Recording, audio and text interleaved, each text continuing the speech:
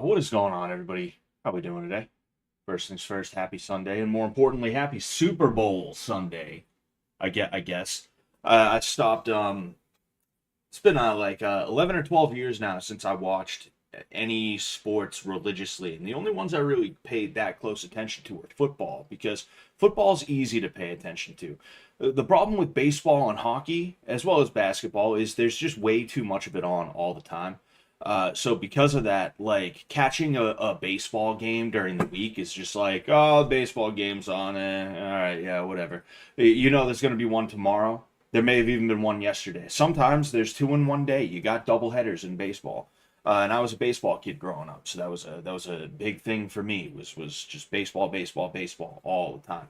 Um, and the same thing kind of goes with hockey. Same thing goes with basketball. They have like hundreds of games during the season, but football, football, there's one game a week, and it's usually on at the same time. So you can kind of, you can kind of plan for it. You can kind of have a good time watching it. So that's what I used to watch years ago was football with my dad. He would always be watching the game and stuff like that. And ever since I moved out, ever since I not only moved out but started working on Sundays and shit like that. I don't work Sundays anymore, obviously, but there was a point where I was working pretty much every Sunday. It made it really, really hard for me to be watching football games, and because of that, here I am, here I am now, telling you that I don't really pay attention to sports that much. Pathetic performance from Strickland. Yeah, yeah. Well, we can talk a little bit about that in a second, smart moron. Oh, excuse me. There's like, yeah, it's the Super Bowl today. I don't even know who's playing in it, and I feel dumb for not knowing that, right? Not because I'm a big sports guy, obviously. I just said I don't watch sports like that anymore, but I don't know who's playing in it. I think it might be the Chiefs, maybe. I could be wrong, but other than that, I really don't know what's going on with it, and I feel dumb because over the last like 5 to 7, maybe even 8 years, there's been this weird thing online where people can't just like not give a shit about sports. And what I mean by that is it's not that everybody on the internet is like, dude, the Super Bowl, the Super Bowl, the Super Bowl, dude, are you watching? You gotta watch the Super Bowl. Whoa, dude, sport ball. Whoa. It's not even that. It's that you have this weird contingent of people who they claim that sports are dumb, but they can't help but like scoff and sneer every time the Super Bowl comes around, and it's always a bunch of fucking nerds. Is the thing? It's not like athletic people or like the fucking sport ball. Oh man, you know Evropa is under attack, right? You know Evropa is under attack, and you're sitting here talking about sport ball. What are you dumb? Dude, I don't care about sport ball, bro. I have more important things on my brain. Like Evropa is under attack. You have this weird fucking annoying contingent of people who they can't just let people enjoy things. And I know that's very Reddit of me to say. I get it. I know. But the fact of the matter is fucking just let people do their thing. It's one night out of the year. And yeah, they're goobers. They're goy slop enjoyers. They're goy slop enthusiasts and things like that. Fine.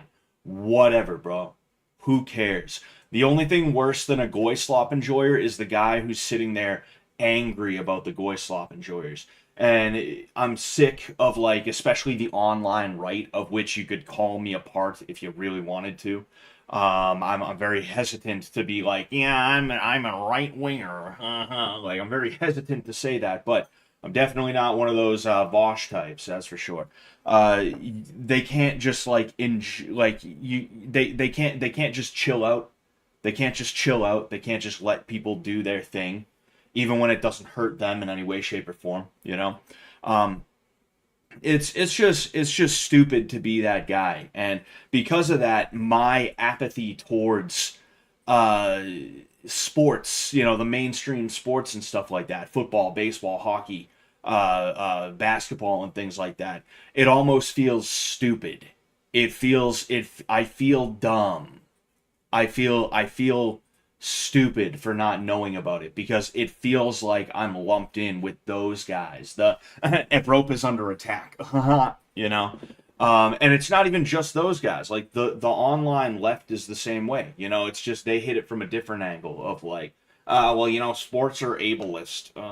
Those people don't really care about you. Yeah, yeah. We pay sports guys so much. What if we paid teachers that much? We should pay teachers that much. Sports guys should be struggling like teachers do. Teachers don't struggle. And they should be struggling like teachers do. And teachers should be living like sport ball guys. The you have the left wing that it's like what they say about Jews. They say the left hates the Jew because he's a banker. The right hates the banker because he's a Jew. All right. I forget who I heard that from. It's a very Sargon of Akkad kind of thing to say, but like it's kind of the same thing. It's kind of the same thing, right? Where you have the left and the right that agree on this one thing, but for all different fucking purposes. The left hates the sport ball guy because he's paid well, and he's not constantly talking about like, oh hey, trans rights. He's not constantly doing that. He's not like a political agent in the way that a teacher tends to end up becoming a political agent, right? And the right hates him because it's usually like a black dude who doesn't share in some weird like racial animus, you know. It's just funny to see, but like the bottom line is the Super Bowl's tonight. That's all well and good. I really don't care because I haven't watched sports in a long time. But I don't want you guys to mistake me for one of those Evropa's under attack, why are you watching sports kinds of guys, It's also like the nerdiest, most like female coded thing you can do. Like literally that I can remember back when I gave a fuck about sports. Every time I go and watch sports with my family or like a girlfriend or something like that, my mom would be like, yeah, I don't care. I'm just here for the commercials. I'm just here for the halftime show. That's the best part. It's the halftime show. I really don't care about the sports. Like you're being my mom. You are being my mother. Is what you're being. You're being my girlfriend and her like aunts who like the entire night I'm fucking sitting there watching. I think it was the AFC East champion game or some shit like that.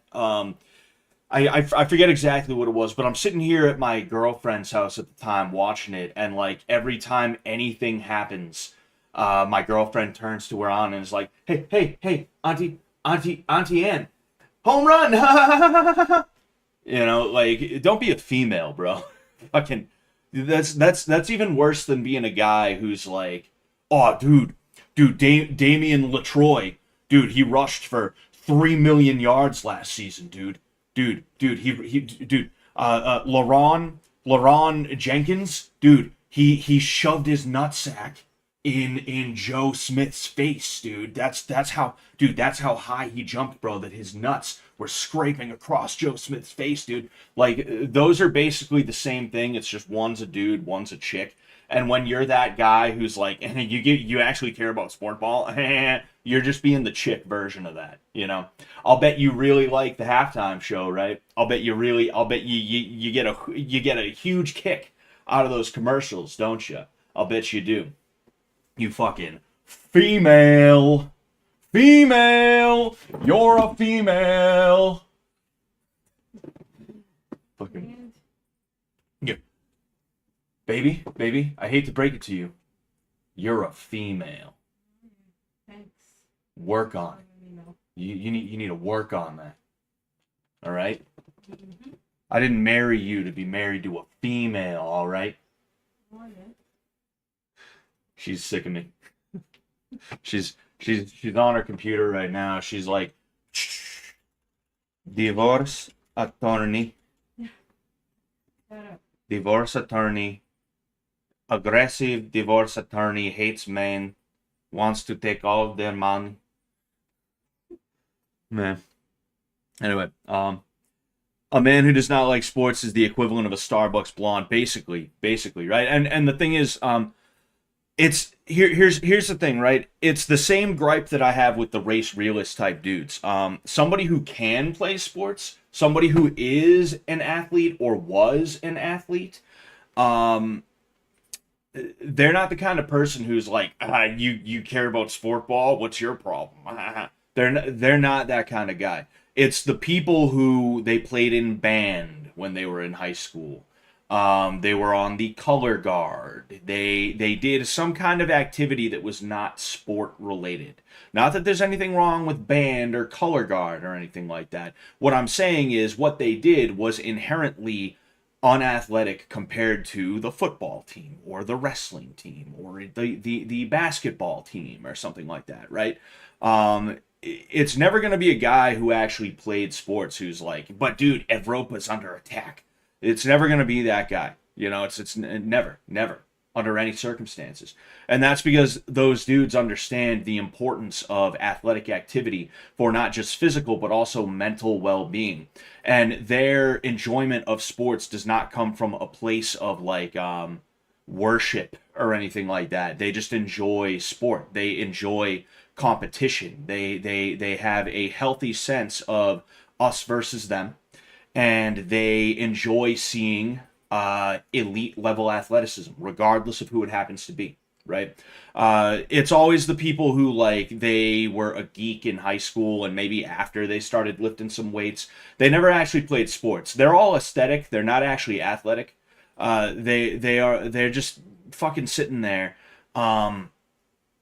They're just weird. They're just weird freaks, is what they are. They're just weird fucking freaks. And yeah, they look a little bit better now because, like I said, they started lifting weights and stuff like that. But at the end of the day, they're just still a weird freak. But now they are worried about like how many calories, you know, what the macros of this cinnamon is. What macros are in this cinnamon? What are the macros of this? Is it gonna help me get swole? Is it gonna help me look good when I lift in the gym? Like, that's all they are. Is just a fucking nerd. That's it. And it's just foolish, you know. What was I gonna say? Oh fuck, what was I gonna say? There was one other point that I wanted to make about it, right? There was one other point that I wanted to make, and it was related to the you played sports, therefore you were into sports. Oh yeah. And like, the way a lot of people will cope, is to be like, oh well, I mean, yeah, but dude, like, fucking, it's always like some out of shape baby boomer who is worshiping these fucking dudes on the field and stuff like that. And it's like, yeah, do you know why they're out of shape? Because as you get older, it becomes harder to maintain the kind of muscle mass that looks aesthetic, right? If you see these fucking boomers, they are nothing but muscle underneath the fat that they have. They are brick shit houses, and they may not be as quick as they used to be. They may not be as coordinated as they used to be. But man, if some like aesthetics asshole decided to try and fight some boomer, I'd be like, oh fuck, that aesthetics asshole is in for it, right? I see it all the time. You get mad dudes, they're like 45, they come into jujitsu, and they're like, yeah, I've never done anything like this before. Back when I was in high school, we had a wrestling team, but I thought it was kind of gay, so I didn't bother with it. But here I am now, 45 years old. I'm learning Brazilian jiu-jitsu. And those dudes are fucking problems to deal with right out the gate because they don't know shit about what they're doing. But boy, are they strong. Boy, are they fucking strong. You know? And it's annoying. Even as a brown belt, it's like, fuck, great. I got to deal with this bullshit now. And like, the reason why they are like that is not because of like laziness. It's not because of them being like unmotivated or anything like that. It's because they did what everybody on the online right wants to see. They learned to trade, they got married, they had 2.5 kids or more, and because of that, they have to dedicate their entire being to, I gotta take care of the kids. I gotta take care of the kids. And because of that, they don't have the time to go to the fucking gym or worry about what they're eating. They're gonna eat whatever slop they're given because they don't have the time to be like, what are the macros of this cell phone? Huh? Oh, what are the macros of this cell phone? Say fish. The macros of this cell phone are fish magnet. I don't know if I can eat that because I think it's gonna mess with my gains. I think it's gonna fuck with my gains. I don't think I can eat that. I gotta go to the gym later. No, it's literally, oh, you guys want to stop at this pizza place? I could use a couple of slices. I'm starving. We got to get back to the job site in about like 30 minutes. Maybe they'll have something quick for us. Oh, it's going to be like slop. Yeah, no, I'll take it. I'll take it. Whatever, bro. I got to get back to the job site because I got kids to take care of. And then they go back to the job site and they're lifting stacks of wood that are like 75 pounds a piece. They're just fucking beasting those things, you know? It's so funny to see the online right try to like aspire to this thing that is next to impossible if you also do some of the other shit that they want you to do, i.e. have kids and all that other stuff, right?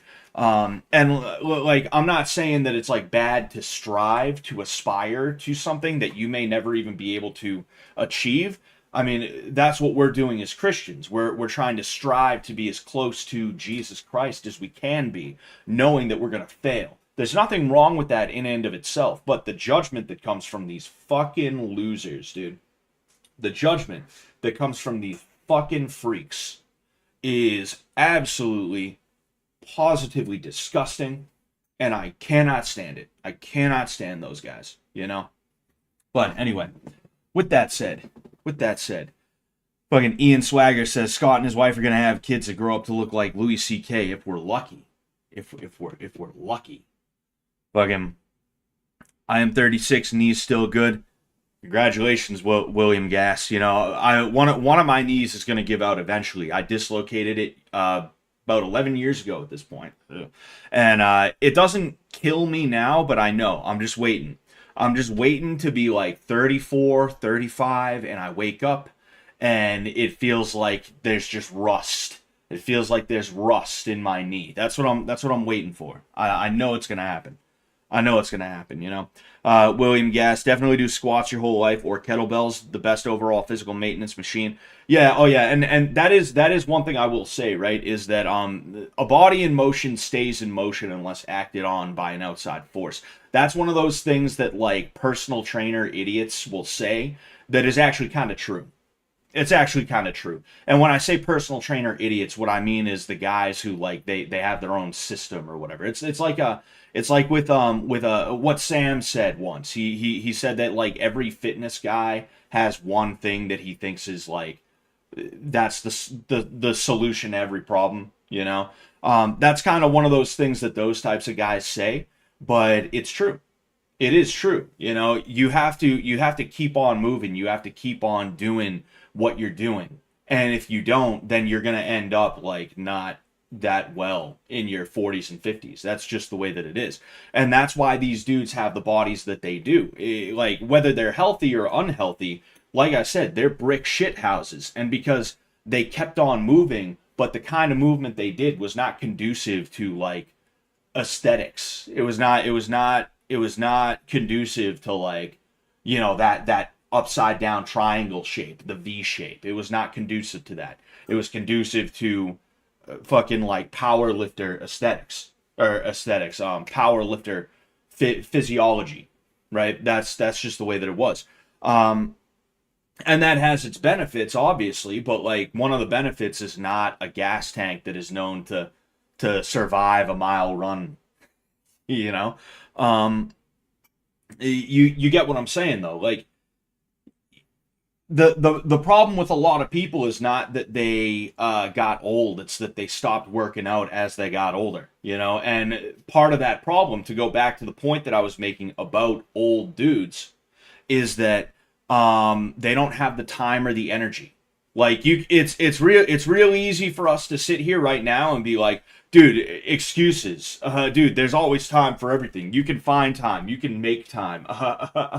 Yeah, it's real easy for all of us to say that when we don't have 2 kids, a mortgage, a wife to keep happy, etc., etc. I'm sorry that I want to spend time with my child. I'm sorry that I want to spend time with my child. And no, the answer is to not be Vivek Ramaswamy about it and be like, all right, son, we're working out 100 burpees now. That's not the answer. You know, there's a lot of people out there who are exactly like Vivek Ramaswamy. They just hate the guy because he's brown and he hates white people. That's literally it. You know, there's a lot of people who have unrealistic expectations of not even just themselves, because we know they're not being that hard on themselves, but of other people. They have unrealistic expectations of other people, and because of that, they're fucking sitting there getting on you because you're out of shape. Meanwhile, you work sun up, sun down. You know, that type of shit. It's the dumbest shit, you know? Fucking, I go by the 60-40 rule. As long as, logically speaking, 60% of more of my life remains, I got time. That 50% range is really when you want to start worrying. I've never heard of that before, Cavalog. That's interesting. How will microplastics affect us at age 60? Dude, I think microplastics will help. Actually, I think they're gonna help. Is what I think is gonna happen. I think we're gonna, I think we're gonna be shooting them to the moon. You know, we're gonna be having kids well into our 70s. You know, by accident. We're gonna be overriding women's birth control. Menopause is not even gonna matter. You know, we're gonna be pumping those kids out because of the microplastics. Man, I just want to scroll up just in case I missed something good, you know. Cavalog says, it's just one of the most prominent pack mentalities at the forefront of everyday life that when outside of plays into that humanistic fear of missing out type vibe. Yeah, no, and like when it comes down to it, like, yeah, stats guys are annoying. I can't stand MMA stats guys either, you know. MMA stats guys are just as annoying as like NFL and NBA stats guys, but it's like a situation where it's like, who cares, you know? As long as you're not stuck talking about stats with the guy, what's it matter to you? You know, just let him be the stats guy and you be the best version of yourself that you can be. You know, live your best life. Like, that is one thing the left gets right, is you should be trying to live your best life. And your best life is not a hedonistic display of, I've taken this much dick throughout my life, look at me. Isn't that an achievement? It's, hey, this is what I've been able to achieve, and now I am dedicating my life to my kids and my family and my community. And I'm trying to make that as good as I can. And I'm trying to instill proper values into my children, you know? That's literally like that's how I've dedicated the last however many years of my life, is like, look, let's not worry about politics. You know, I gave a fuck about politics until like 2021, you know. I feel like January 6th hit and I was just like, I don't care anymore. Fuck it. Who cares? I don't care anymore, you know. I checked out for the Biden administration, right? For what I would assume are obvious reasons. Why would I want to look at shit that makes me pissed off all the time? Right? And because of that, I was just like, hey, let's see what I can do to make my immediate environment better. And sure enough, I'm having positive effects on all these kids who come into my Brazilian Jiu-Jitsu gym. I'm pushing them towards things that are going to help, even if it's not directly Jiu-Jitsu. There's a kid that I know of. He's going to a college that has like one of the number one like engineering programs in the area. And he's going there partially because he was scouted for the wrestling team. I pushed him to wrestle, you know. Like that's something I can say I had an effect on. You know, this is a kid who, he has a dad, he has a mom, but I don't really know if they're in his life. I got to be honest with you. And because of that, you know, he was looking for like positive male role models, and he found one in me. And because of that, like knowing that he views me like that, whenever he's looking at me, I try to make sure that I'm that. I'm not this, you know? And if I was some fucking loser weirdo, I would have no problem with being seen like this all the time. And because of that, he would have also, instead of turning into this, right? Instead of turning into that, he would have turned into that too. And who knows where he would be. Now, obviously, at the end of the day, it's his achievement. I'm not trying to take his achievement and make it my own, but I'm just saying, as an example, like, it's good to have a good impact on your environment and the people that are in your environment. And because of that, I'm very proud of what I was able to do just by being like, hey, let's show up to the gym every day. Let's not be a fucking weirdo. Let's do good things, and let's try and pass that on to these kids. You know, fucking, and it feels nice to be like an older brother to all these kids. You know. But anyway, with that said, oh man, oh damn. Um, uh, uh, American Dick Losers, says Sylvia. Hey, I look. You know, Sylvia and John have had a long running on and off beef. You know, so I'm gonna let her have that. But you know, I personally do not want to be involved in any kind of beef or anything like that. You know, I love Sylvia. I love John. You know, I'm proud of Sylvia for becoming a mother. You know, good for her. Should have been mine though. Should have been mine. It was supposed to be me. It was supposed to be me. It's supposed to be me, damn it. Excuse me. Thou shalt not be a weirdo. Exactly, Scott. Exactly, Scott with one T. Exactly. But yeah, anyway. I wanted to talk about a couple of things. There was one thing I had no idea how I was going to talk about it. So I might not talk about it. It's just like a revelation that I had about the gym and about my role as a role model, right? I want to talk a little bit about that, you know, and I want to talk about myself. I want to talk about myself. Enough about you guys. What about me? But then in addition to that, Sean Strickland versus Dricus du Plessis. Yeah, so I'm gonna be honest with you guys. I was toasted last night. I was drunk. I did very, very good in CS2, Counter-Strike 2. I've been playing a little bit here and there. I played it for like maybe the third time with some friends of mine. It's fun. It's funny. I started playing AoE with Taylor and Taylor's friends, and Taylor's friends stopped playing AoE and they started playing Counter-Strike 2. And now, whenever Taylor is not on, I play Counter-Strike 2 with his friends. So it's funny how I'm like part of the gang in that respect now. It's funny how that has sort of happened. But last night I was playing Counter-Strike 2 and I actually did not do that bad considering I was literally I drank. I'm gonna show you guys. I drank half of this. This was half full. I drank this, and then I had a beer as well. I had a Corona as well. So I was a little bit toasted last night, bottom line, and I just think it was funny how everything went down. But anyway, hey guys, I like to be a role model. I drank half of this shit last night, straight out the bottle. I'm a role model. I'm a role model for kids, guys. Kids should want to be like me. Children should want to be like me. Man. Anyway, but yeah, like, I was toasted last night. So I'm gonna be honest with you. I don't remember every little bit of the fight. However, I do remember Sean looking deflated, right? Multiple times. And I do remember feeling like Dricus definitely won. Like there was no doubt in my mind that Dricus won. He took that fight handily. And I think it really came down to the fact that Sean was figured out, much in the way that Izzy has kind of been figured out.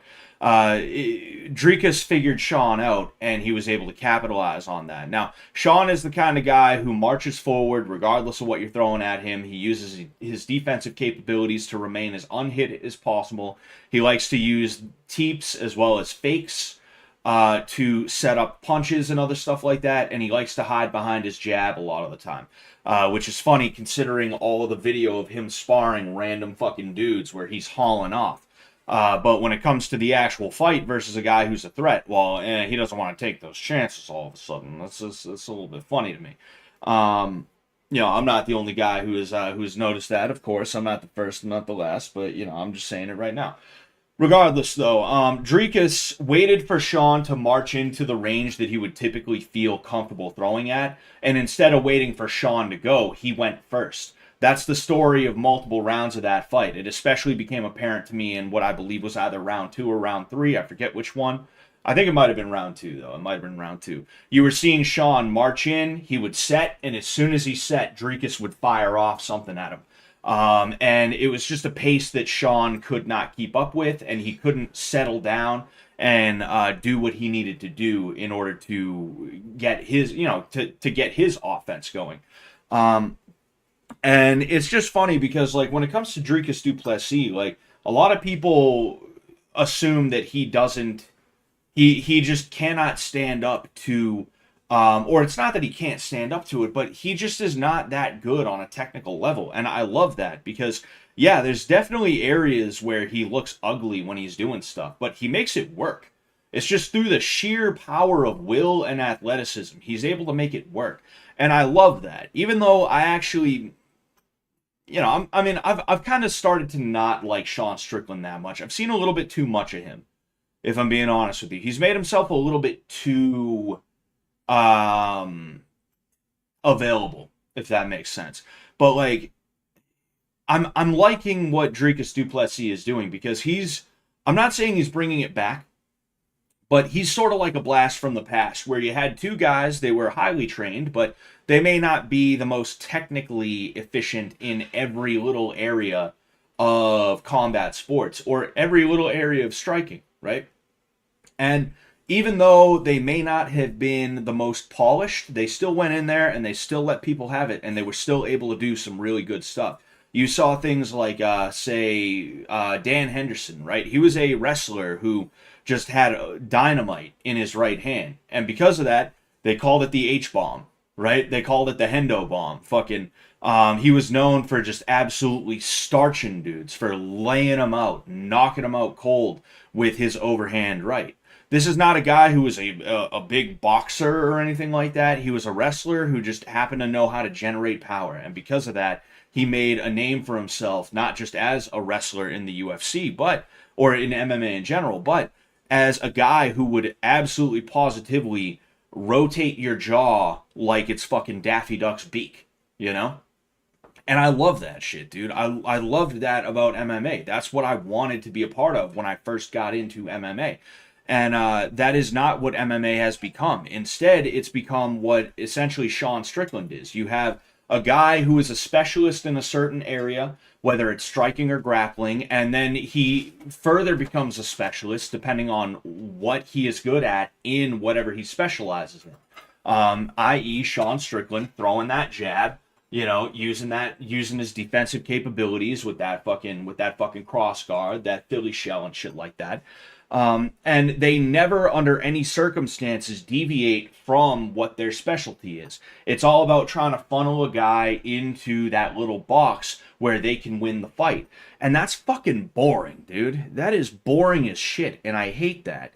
It's understandable why somebody would want to do that, but it's so fucking boring, man. That's why we got Khabib Nurmagomedov, who, like, one of the most boring MMA fighters ever, but because he's 50-0, because I won't get into the Khabib thing too deeply, but because he's 50-0, everyone wants to act like he was some kind of fucking like gift to MMA or something like that. His whole thing was drive you back towards the cage, take you down, hold you down, and then win via control and maybe a punch here and there, right? That was Khabib Nurmagomedov's whole fucking thing, and that was boring. And anytime he was forced to deviate from that, it's funny, like, the fight would actually become a little bit more entertaining, right? But it was just foolish. It was just foolish to watch, MMA has become a game where everybody wants to play to their game plan, and if things are not going well for them, instead of deviating from that game plan, they're just like, oh, I guess I'll just try it until it works. And that's because nerds got injected into MMA. Eric Nixick is not a fighter. In fact, you know what? Just curiosity, right? I'm pretty sure his name was Eric Nixick, right?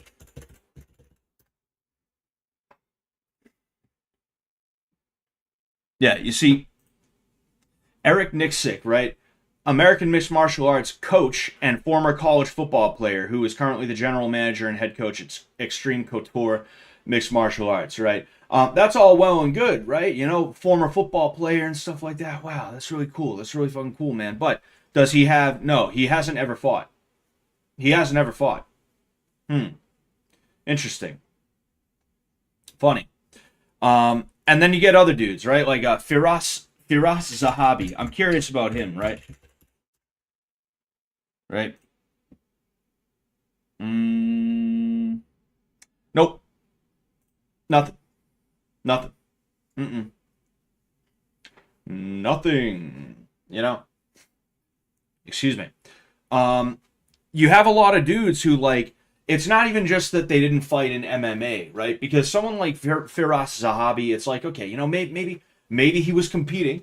Maybe he was competing when hold on. Just out of curiosity, right? Just out of curiosity, okay? Okay. All right. Mixed martial arts career, excuse me. And I'm all over the place right now. It's because I'm kind of fucking distracted, but like in addition to that, I'm trying to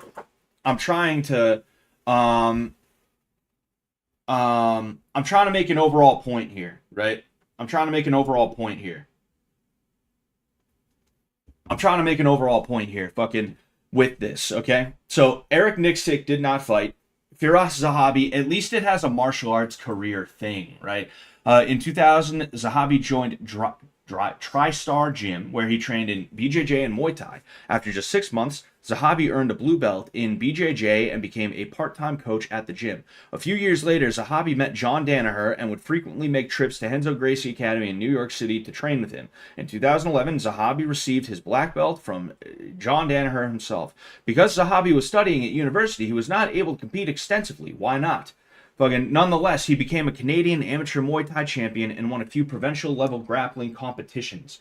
He also fought in some amateur unregulated mixed martial arts bouts. The organization where Zahabi became champion was called Full Contact Jiu-Jitsu. Interesting. So, I was actually a little bit wrong about Firas Zahabi, right? He did compete just a little bit.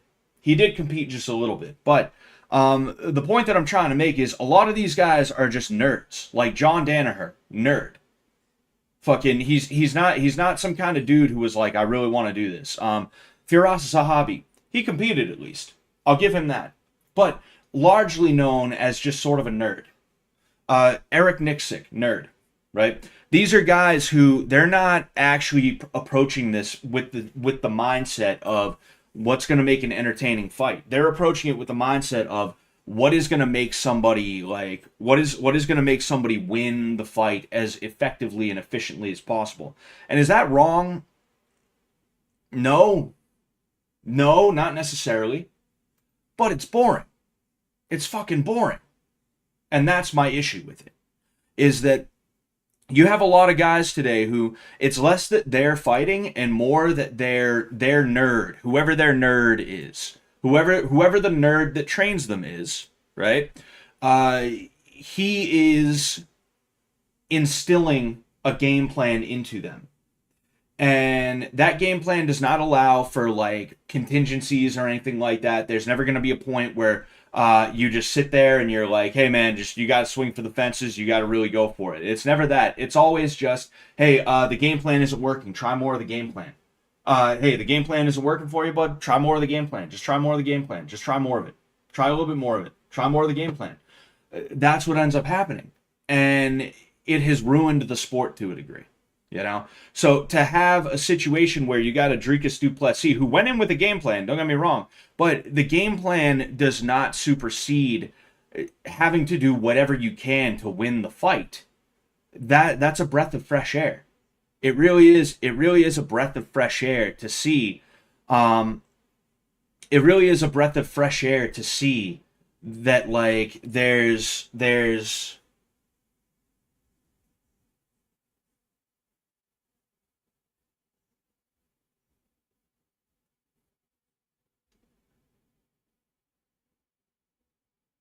sorry.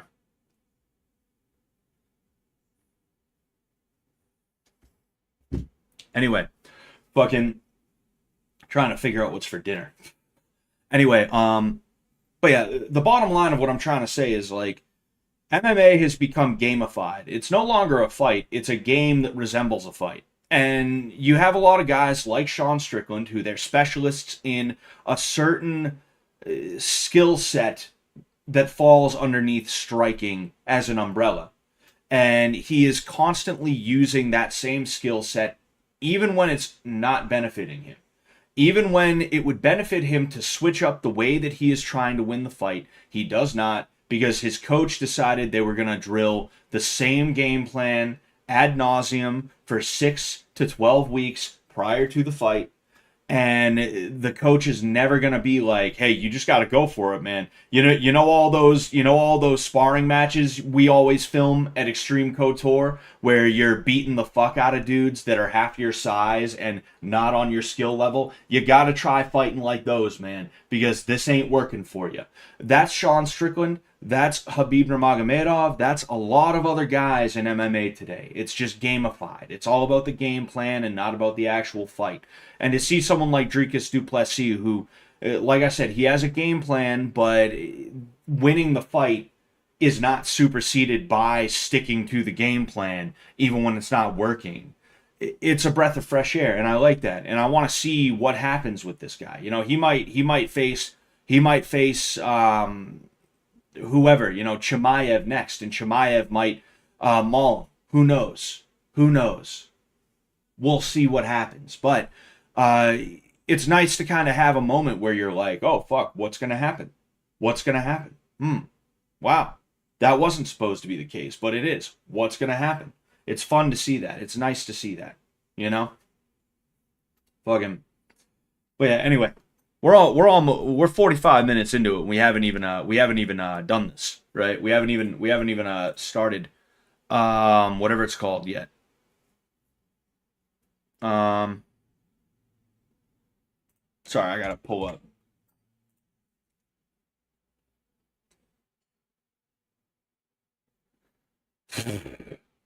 Excuse me. Oh man.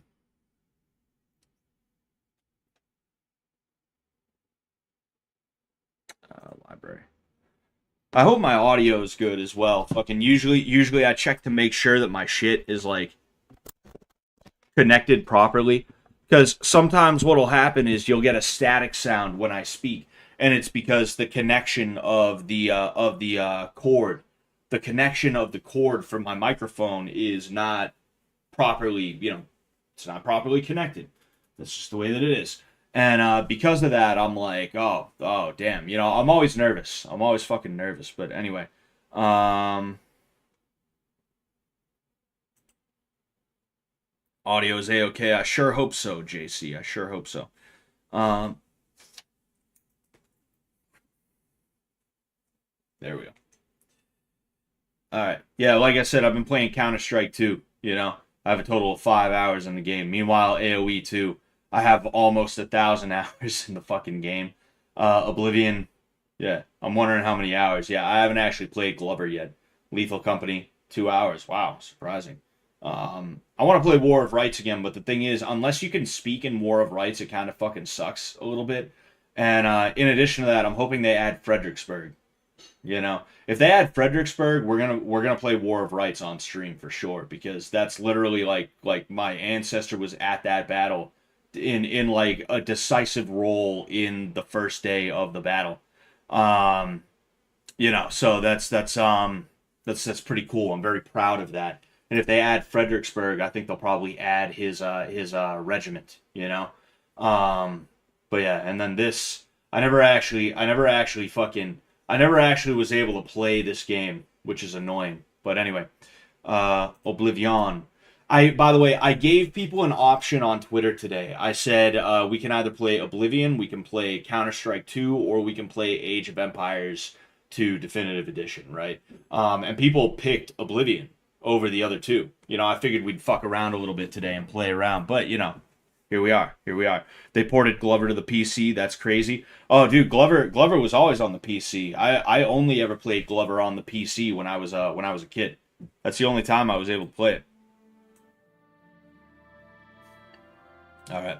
I think you should be able to hear that I'll turn it up a little bit. I'll turn it up a little bit. I don't want to be screaming over the. I don't want to be screaming over the fucking the stuff. But you know.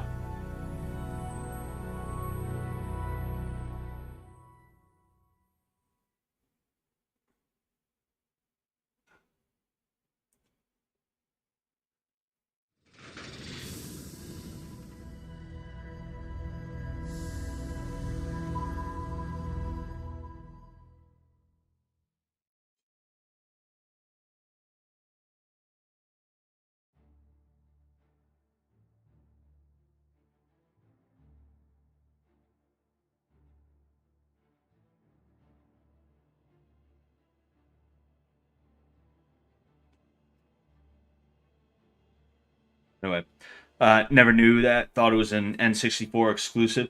Yeah, yeah. I had it on the PC. I never had a Nintendo 64. My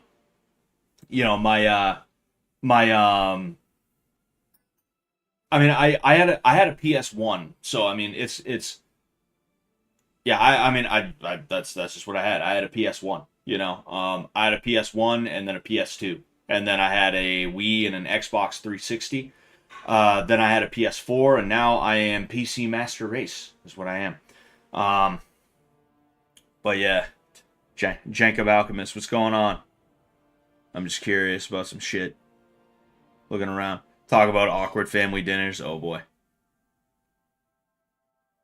You can you can bang the mic with a metal can and we won't care. Well, yeah, Joe Butt Slasher. I get you guys could give a fuck, but I give a fuck. Especially because I want to cut these down into smaller clips whenever I can. I want to cut them down into videos and things like that. Like the talking about sports, that's perfect for a video. Talking about modern MMA, that's perfect for a video. But like if when I speak you hear underneath my speech, if there's just a constant sound, a constant like static sound, it'd just be like, oh fuck. Like damn. Anyway, my camera's on the other side, but you know what? I think we'll say fuck it. You know what I do need to do though? I need to. Uh, oh, oh. Yep, there it is. Then I think everything else is good. I think everything else is good. We'll go ahead. We'll let the. I'll keep the camera on this side of the screen today. We'll test that out. We'll test that out. I thought this was a hobby. Never knew you cared. Well, yeah. I mean, do you think woodworkers want to make shitty stuff? Oh, what the fuck, man? Do you think woodworkers want to make shitty stuff? Do you think like if I was a woodworker and I made a chair, I would want to be able to sit in the chair. I wouldn't want to be sitting here like, yeah, it's a chair, I made it. Don't sit in it though, it'll break, It's the same idea.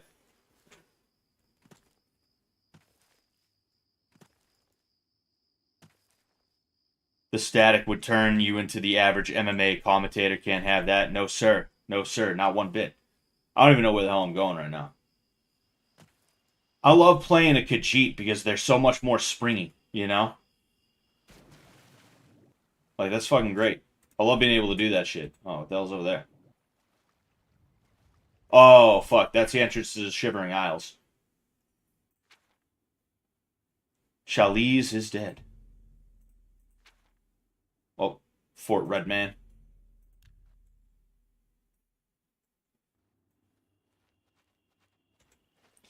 Alright.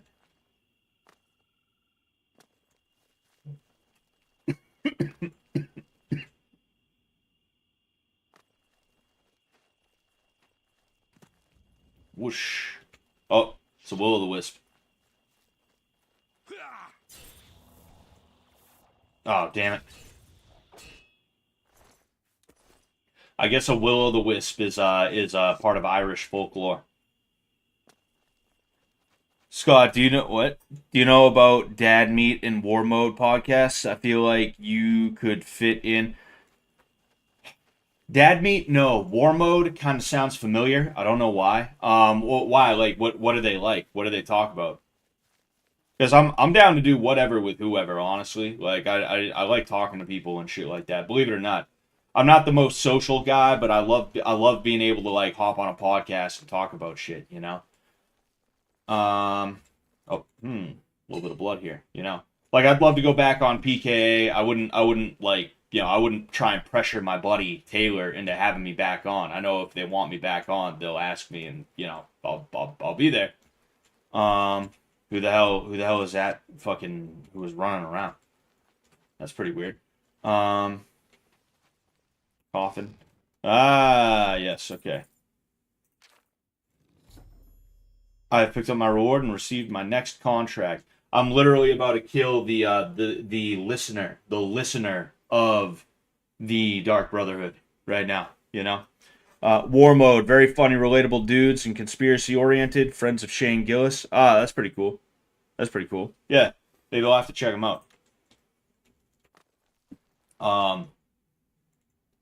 Oh, damn. Yo, that dude came from nowhere, bro. Fucking idiot. You fucking idiot. Yeah, I don't need a lockpick. I have the skeleton key. What the hell is that thing over there?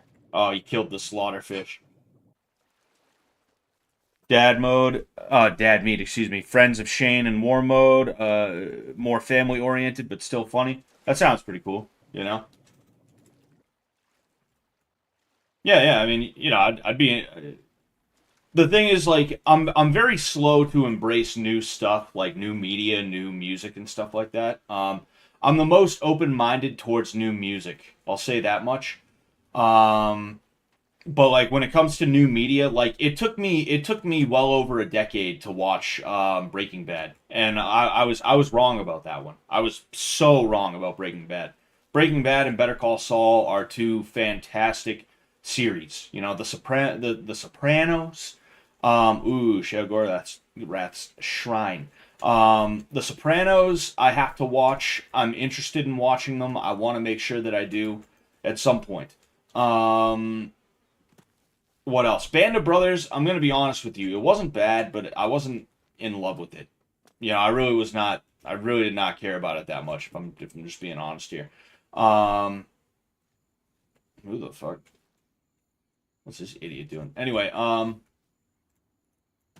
to remember what else. But yeah, but bottom line, like when it comes to that stuff, I typically don't just like jump at it. Like me, I figured out about Come Town when I figured out about Five-ish, right? I was on Funny Junk one day. I used to go on Funny Junk all the time, but when I got a Twitter, I basically like stopped. I gotta get off Twitter and get back on Funny Junk because that at least provides a semblance of entertainment value. But somebody mentioned something about Five-ish, the TV show made by the Orthodox Jews, and I was like, "Fuck, I gotta look that up." And when I typed in Five-ish, one of the first things that popped up was the Come Town episode where they spoke about that with the dude from Chapo Trap House. Which those guys suck, but Come Town, Nick Mullen, Stavros, and Adam Friedland, I really like those guys. Um, and that's how I figured out about Come Town. And I thought that clip was so hilarious. I was like, I got to see more from these guys. And that's how I figured out about Come Town. And then Matt and Shane's secret podcast, I literally only figured out about those guys. Shane Gillis, Matt McCusker, and their podcast. The secret was revealed to me when I forget if it was all three of them, but the Come Town boys they went on Matt and Shane's secret podcast. I think it might have just been Nick Mullen and Adam at that time. That's the only reason I was able to figure out about Matt and Shane's secret podcast. you know, so that's just the way that I am. Five-ish was insane. Nick's impression was hilarious. It really was. It really was fucking great. All right. Place? Not place? Here? Not here? Welcome to the Grove of Madness, stranger. Or go away. Who knows? Time will tell.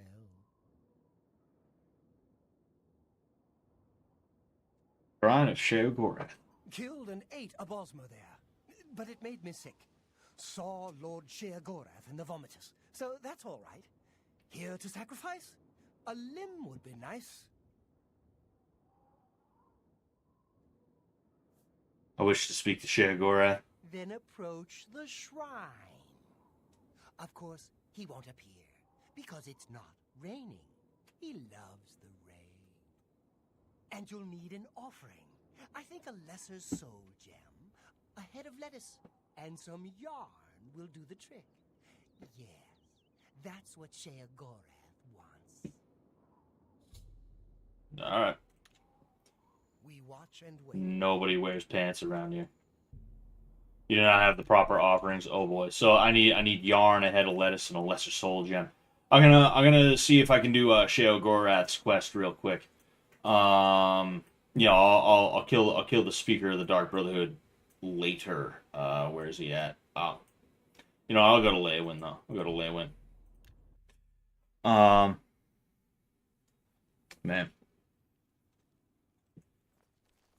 Me children are starving. Please help. Alright, I gotta find the trader. I'm pretty sure this is where Seed Neas is, or some shit like that. Or whatever her name is. Oh, best goods guaranteed. Actually, no, I think she might be in a different place. Gundala's There's some lettuce right there. Everything almost free. At best goods and guarantees, retail service at warehouse prices. I forgot how goofy the characters looked in this game. Dude, it's fantastic. You know, the camp is part of what makes this game as fun as it is, you know? I offer the finest goods and lowest prices in all Cyrodiil.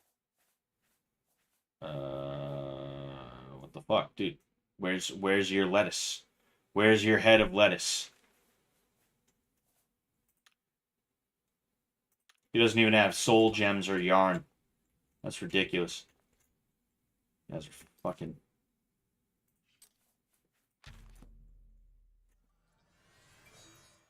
Give me that. Fucking assholes. You got yarn here too? I'm gonna steal that as well.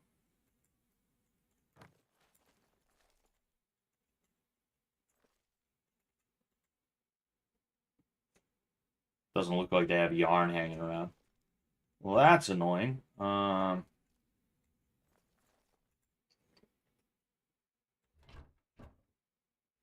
Usually there's some yarn. Yes. Yes. All right. Then, do I have a lesser soul gem? I might have a lesser soul gem just because I tend to hoard those things. Yes. Yes, I do. All right. See ya, suckers.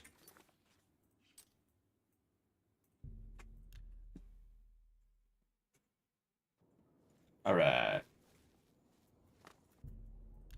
Another mortal dares to summon me, and already I'm bored.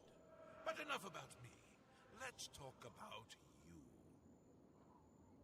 I could turn you into a goat, or a puddle, or a bad idea. I could make you eat your own fingers, or fall in love with a cloud. Perhaps I could make you into something useful. Let's find out.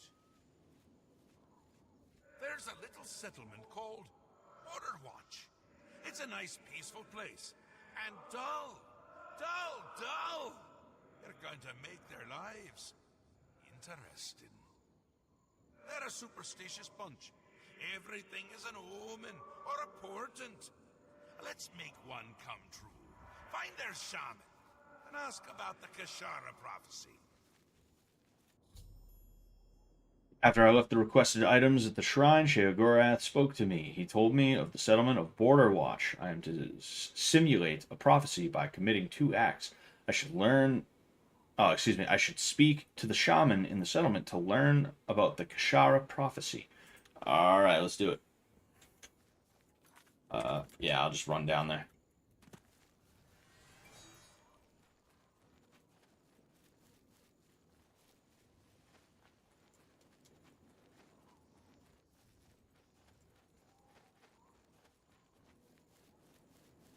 I love how the tail bounces. It's funny as hell to see that thing just flopping around.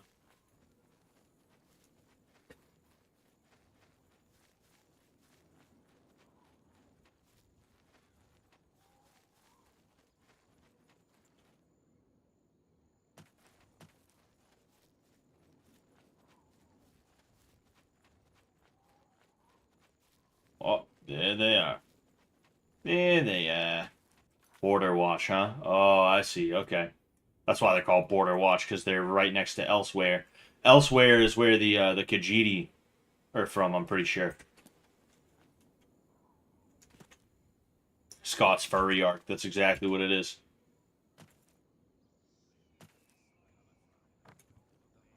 I've decided I want to start wearing fedoras because I want to take them back. I want to take them back from the neckbeards. We're gonna reclaim them.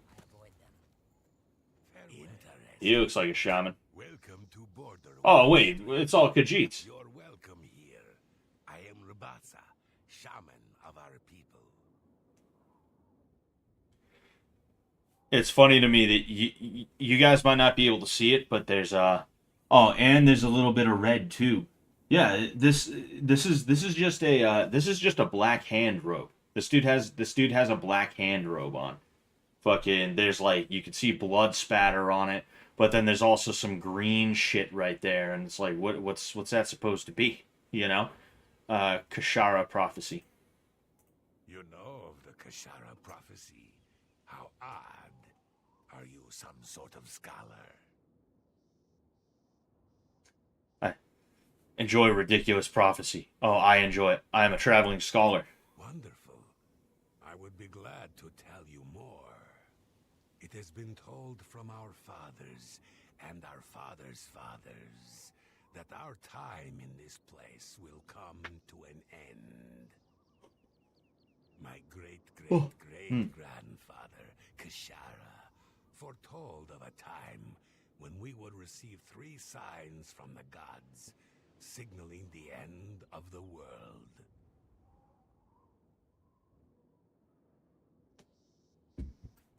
Ribasa. I am Rabasa, shaman of the Khajiit of Border Watch. The Colovian Highlands, near the Hammerfell border, no one lives there. That's barren wastelands. 3 signs. These are the signs as they were foretold. First, there is the plague of vermin. It is said our town will be overrun by disease-carrying creatures. Rats, I would imagine. Horrible little things. I always keep a powerful rat poison around, in case I see one of the little monsters. Next is the plague of famine. It is foretold that our livestock will fall dead in their fields, with no apparent explanation. So I gotta steal the rat poison and feed it to the livestock. Sheep in our pasture, and we make sure they are well tended. And the 3rd sign? The plague of fear? I will not speak of this, not to any outsider. I'll answer anything else I can. Is there something more? Perhaps you would like to know more about Border Watch itself. Sure. I'm glad you asked. I could go on all day about our little community. We are but a handful of Khajiit, as you can see. Many are the evenings we spend around the cooking fire, sharing stories of elsewhere. The smell of our food... Sharing smells stories of miles. elsewhere. If you'd like to stay, I'd suggest getting a room at the Border Watch Inn. We don't get many visitors, but Setasa serves a fine ale. She also has the finest collection of cheeses in the Empire. Her prized cheese has such a powerful aroma. She keeps it sealed in a case. Fucking these we share tales of our home and elsewhere. They're like 30 minutes from elsewhere. They could just cross the border whenever they felt like it. Holy shit. If you've been good, Everybody's just hanging out around here. Everybody. Oh boy.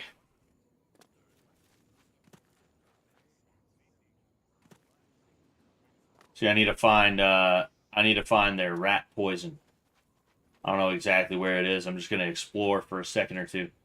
But only thing about Khajiits in Skyrim is the only thing I enjoy about Khajiits in Skyrim is they travel in fucking caravans, can be avoided so much more easily. Yeah, yeah.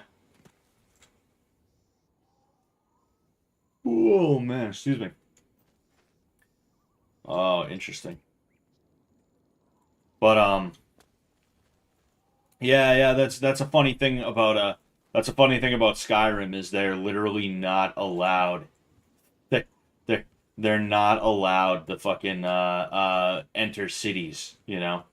It's also funny from like a political perspective, a political point of view, because if there's one thing like those fucking annoying like leftist like politbros like to do is they like to try and politicize every little thing.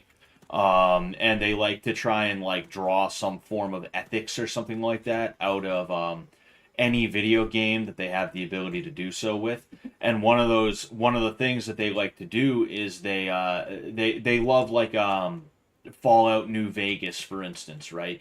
Because they love dudes like Ulysses and other people that they think they can project some kind of left wing like bullshit onto, you know.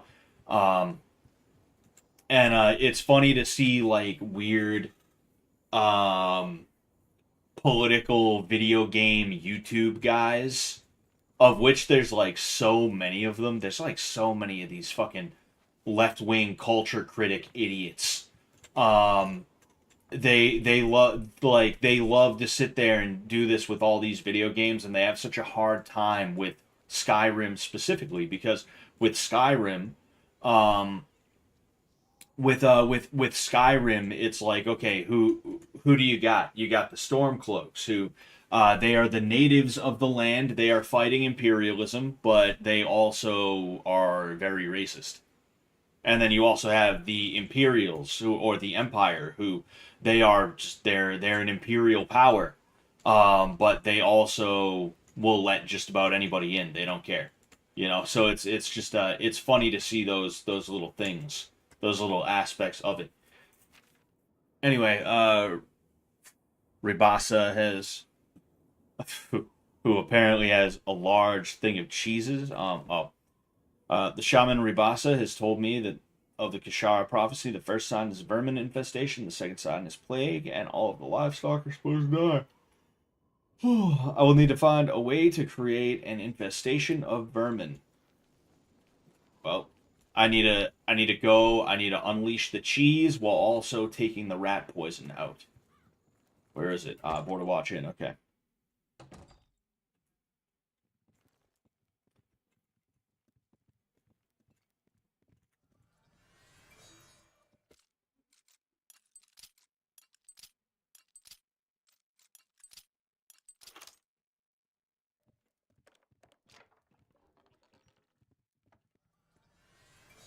I'm just like chilling. I'm just like, yeah, whatever.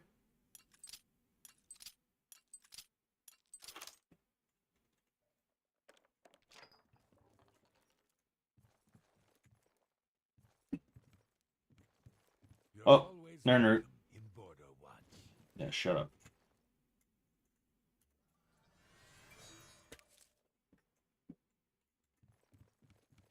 Well, welcome to the Border Watch Inn. We don't get many visitors. Please, feel free to stay a while. Take a seat, or feel free to look around. We have a fine collection of cheeses here, some of the rarest in all Tamriel.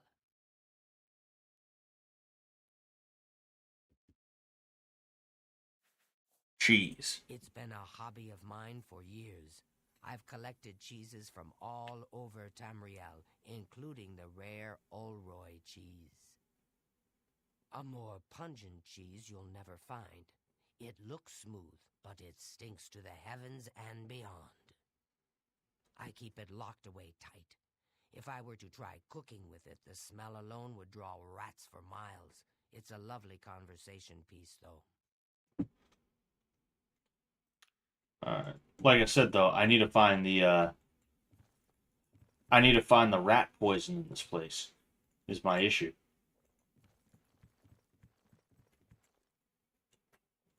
One, two.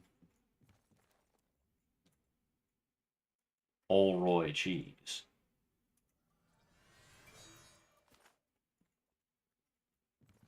You're always welcome in Borderwatch. You're always welcome in Borderwatch. Holy shit. Ah, damn it. Cooking pot. So I'm supposed to, but if I put it in there before I get the rat poison, I could swear I have seen this before with the whole rat poison thing. But then again, I don't know.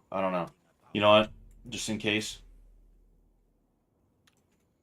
True about Fallout New Vegas. Seems like this game and its DLCs came out right at the frontier time between golden age of gaming and pure political gayness. Yeah, pretty much. Yes.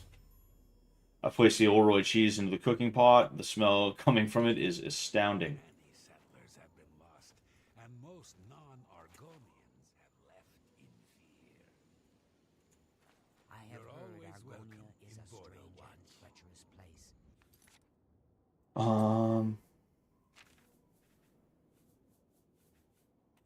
It is no wonder odd things are happening there. Good day. Madasha. Alright, where are the rats? Oh, there they are.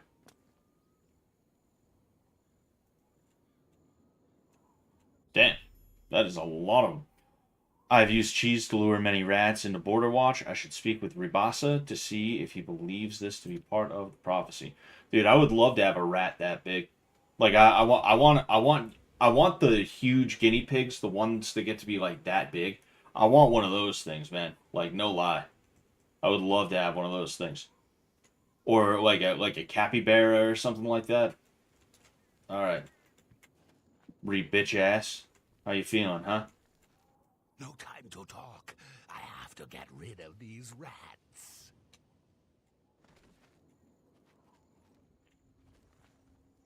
Ah. Rat poison.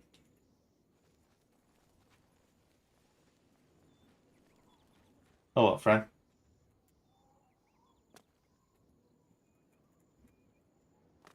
Ah, I can't stand on him.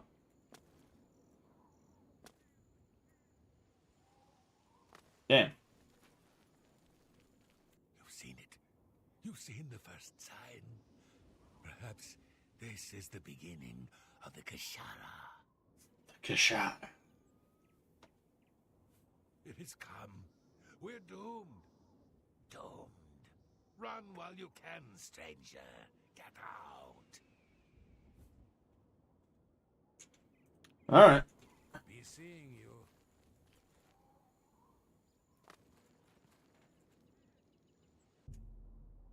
Place the rat poison in the feeding trough. Trough. Yes. Let's get out of here.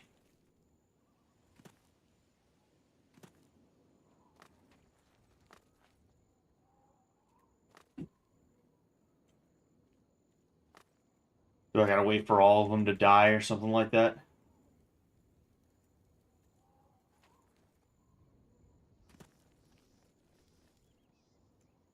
Oh, there's one. There's one. He dying.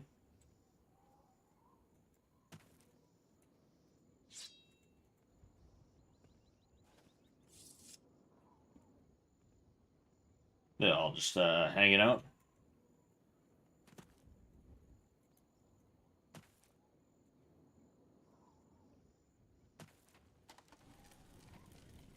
Come on, hurry up.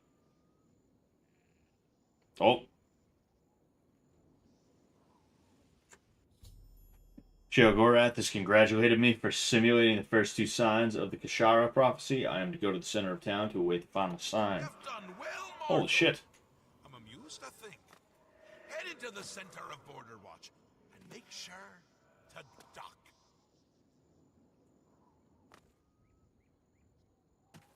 What?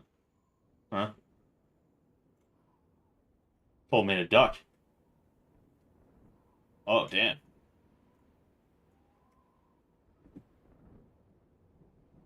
What the hell's going on? Which way do I gotta look? Oh, damn. Yo, it's raining fucking dogs, dude. I witnessed Sheriff Gorath create the plague of fear. I should return to the shrine. Just out of curiosity here. The Kishara has come true. When you visit a way shrine of Zenithar, and you've lived a good life by the Nine, you may receive a blessing of luck. Is the Chiefs gonna do it? I have no clue. I don't know, Snurf G. People just need to stop being bitches and just play the game and not hyper-analyze every little detail. Yeah, that's true, but unfortunately that's also the baby boomer, like, take, you know? Like, the I just want to grill for God's sake mentality, it's like a baby boomer take, you know? And I'm not saying you are a baby boomer or anything like that, Joe Buttslasher. It's just like, that's what baby boomers would say. So that's always going to sound lame. It's always going to sound like you know, yesterday's thing to do is what it is. And because of that, people are not going to want to do that. And it's not just the left wing that does that. The left wing is in power right now, but the right wing is always going to be reacting. They're always going to be reacting and being annoying about it. Excuse me. That just is what it is, you know? It is what it is. Gods protect us. Fucking idiots. Yes. Map. Bada bing. Bada boom.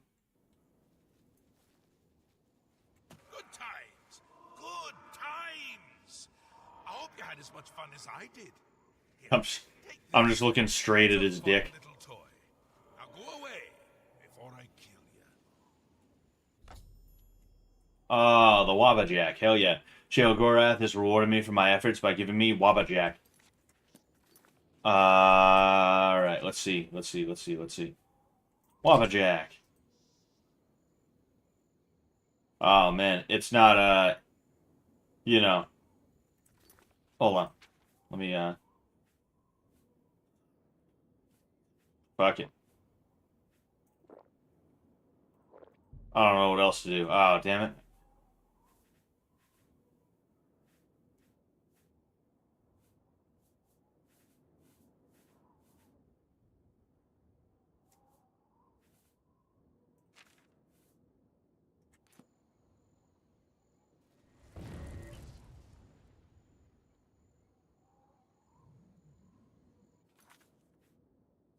You know.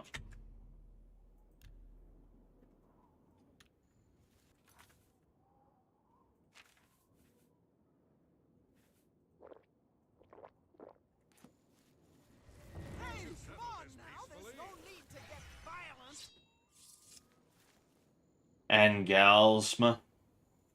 See, I thought the Wabajack was supposed to do some crazy shit. Wabajack.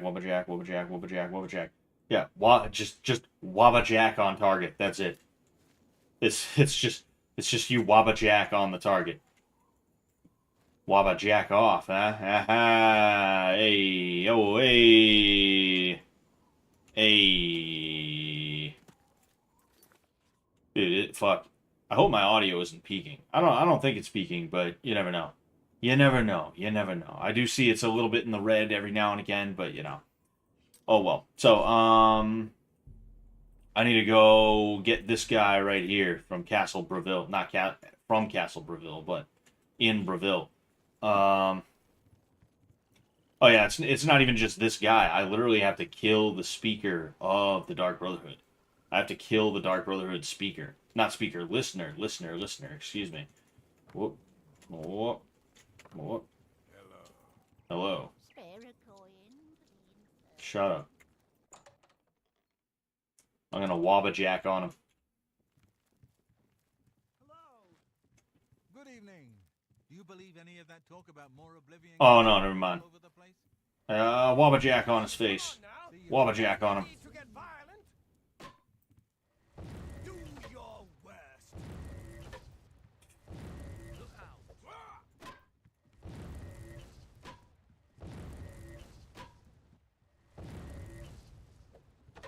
I love the sound that it makes. Stop right there, criminal. Oh, get fuck off, dude.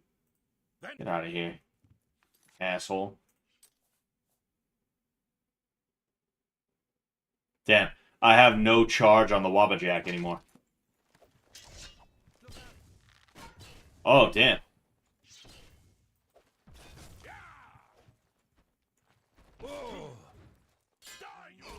Huh. Would you look at that? A matter of honor. I've killed Alval Uvani. I must pick up my reward and next contract at the dead drop located in the market district of the Imperial City in a hollowed out tree stump behind Stonewall Shields. This is this right here. I cook at the Lonely Suitor. This is an agent. This is an agent of the Mythic Dawn. That's fucking hilarious. Goodbye. Stop right there, Some criminals. nimble fingers. What have you been getting into? That's too bad. By the way, get the Vampire Hunter mod. It is a banger. Okay. Yeah, I might have to check that Here's out. the procedure.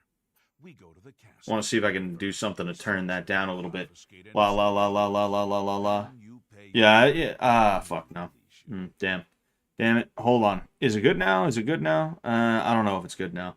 I think I'm just fucking with my thing. I think I'm just fucking with my gauges without actually knowing what the hell I'm even doing.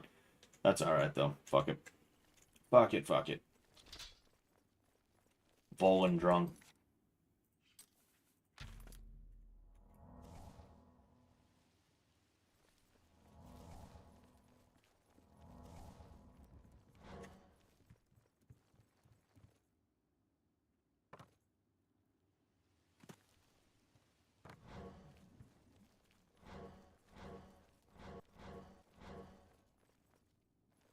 This is the listener of the Dark Brotherhood. I'm sorry, but I'm really not one for engaging in conversation. Please, leave me. Fuck it.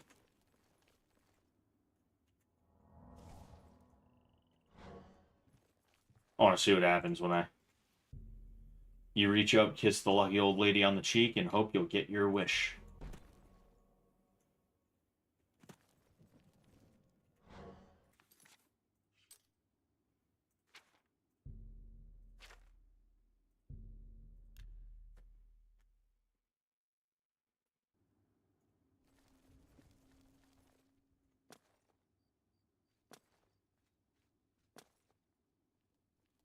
Greetings.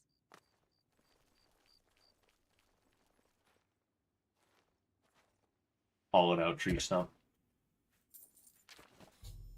I picked up my reward and received my next contract.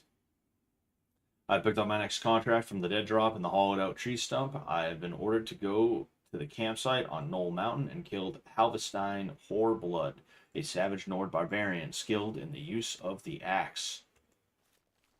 Alright. First things first, let's go ahead and we're going to wait a little bit.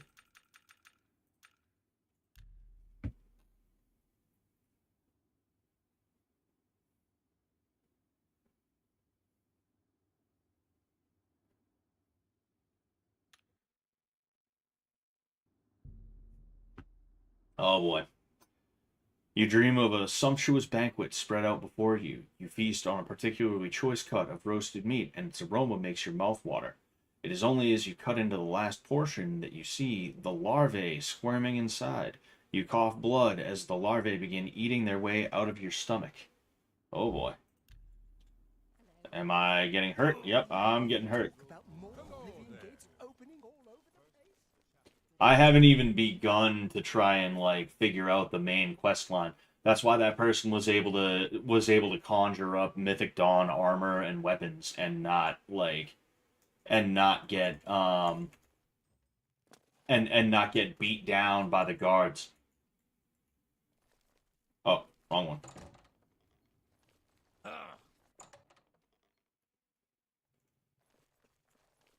It's my pleasure. Please continue.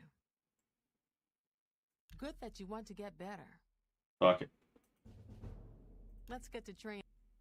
Knowledge. Might as well take it where I can get it. Show you some new. I can show you some. Let's see if we can't teach you. Let's do business. I want to see what I can sell. You know, I think I'll probably sell Bowl and Drung because, you know, as much as I like it, I'm not going to use it a ton. I'll repair that because I like swords. I do like swords. It's nice to have a sword that is actually good. But then again, should I? Frost damage versus drain health. Oh, yeah, dude, fucking whatever. Just take it then. I don't care. I don't give a fuck. I don't care. The Wabachek. The Wabachek. Kind of armor will this idiot take? Boots of bloody bounding. Yeah, I'm gonna sell that. Fuck it, I guess I'll just sell these two. Topaz. You've made a good bit of gold. Cut up. Stupid idiot. Thank you. Yes. I can repair almost anything.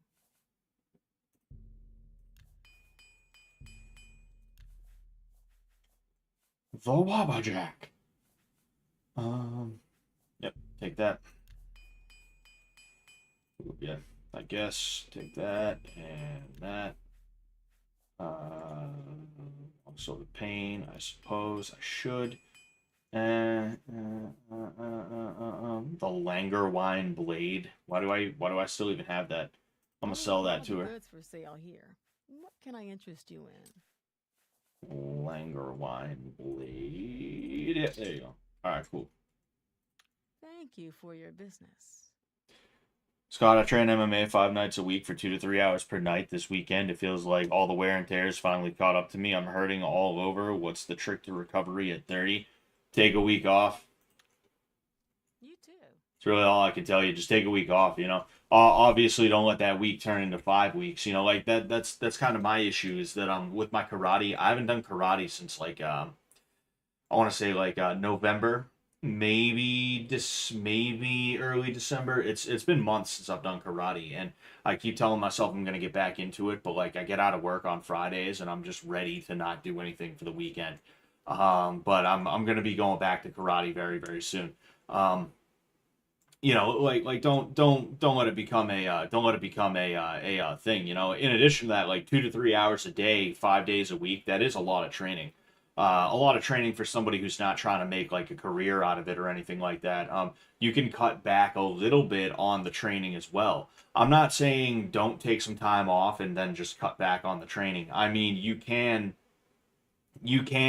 take a week off and then maybe cut back on the training just a little bit. Or before you cut back on the training, just take a week off, go back and see how training 5 days a week for 2 to 3 hours a day works for you. You know,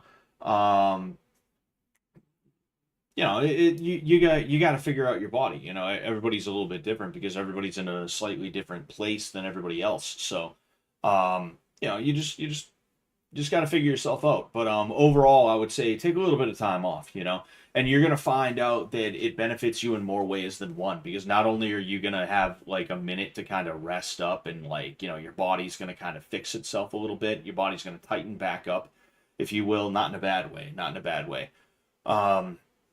You know, the screws are going to be screwed properly is kind of what I mean. You know, they aren't going to be loose anymore. But then in addition to that, you'll find that like the rest that you needed, sometimes it benefited you mentally and it benefited you insofar as your ability to perform, you know. that wear and tear on your body, you don't realize it, but it plays a role in your overall performance. And if you're going to class and you're like, oh, I'm just having a hard time hitting this move or that move, or I'm having a hard time keeping up with this, or being able to do that, or whatever. If you take a little bit of time off, you might find out that that was the time your body needed to heal up, and then also mentally, your head needed to be gotten together, and you go back and all of a sudden you're hitting that move, or you're able to keep up, or there's just some good aspect, so just keep that in mind, oh fuck, I forgot. Oh damn. Yes? Well met. Shut up, fucking freak. Look at you. uh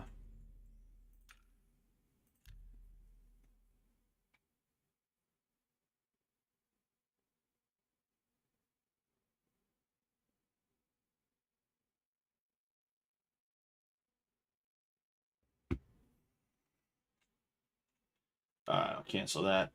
Everybody should be in bed by now. Let's go up and have a snack, huh?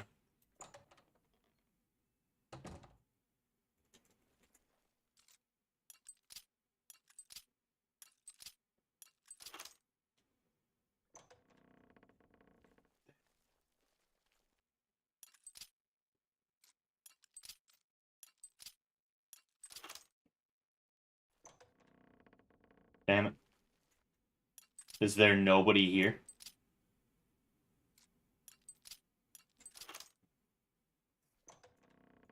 Oh, we got one. We got one. Ah, and it's this pussy. Good. Good. Fucking good.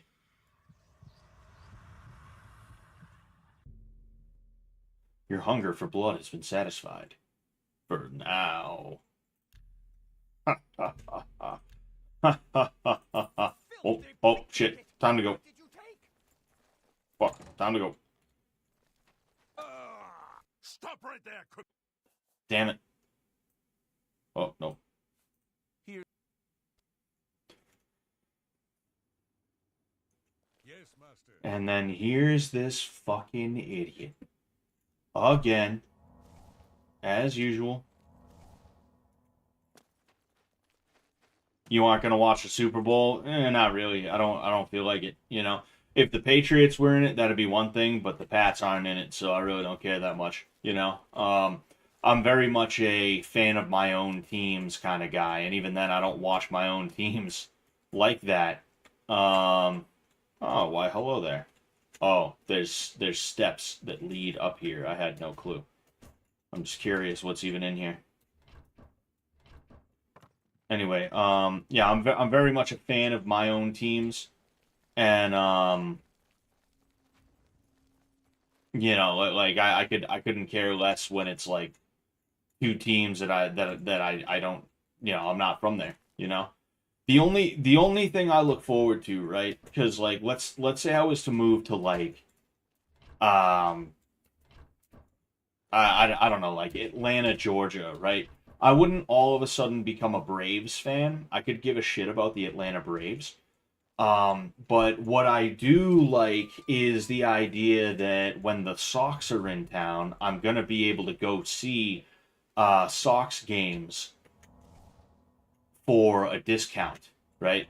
Because the most expensive tickets in sports are New England sports. The Red Sox, the Bruins, the New England Patriots, you're paying hundreds and hundreds of dollars to go see them at home.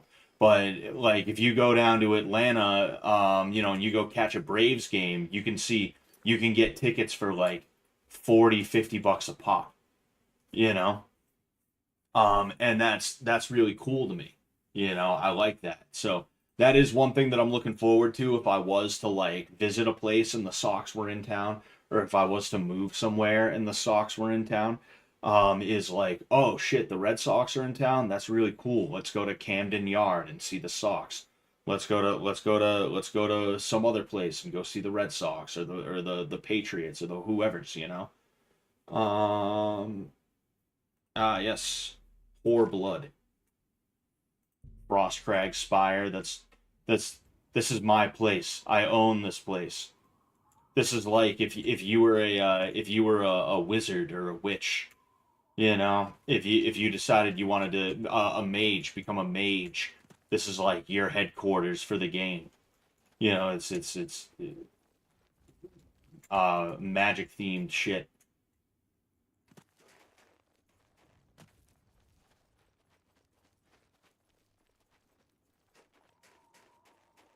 Oh fuck. Whatever. I guess we're about to duke it out with this guy. We're about to fuck him up.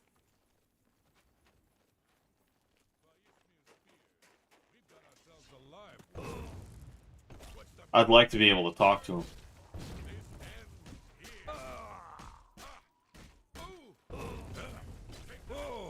Damn. This dude's fucking me up, huh? I think I just punched him in the dick.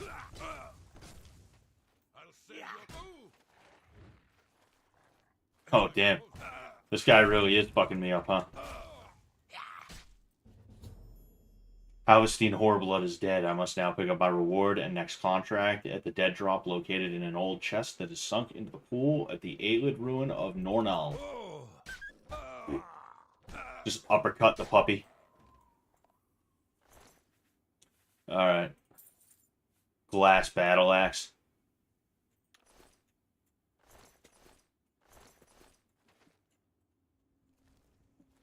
I'm gonna sleep in his bed to...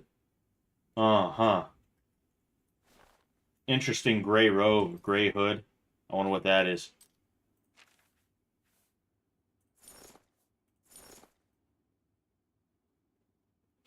This is a Dark Brotherhood robe. This is specifically a Black Hand robe. It's just gray for some reason. And it doesn't look gray like, oh, it was meant to be gray. It looks gray as though it was meant to be black, but it's now faded after years of living on a fucking mountain with the sun just beating down. You know, the ultraviolet rays have done it, you know.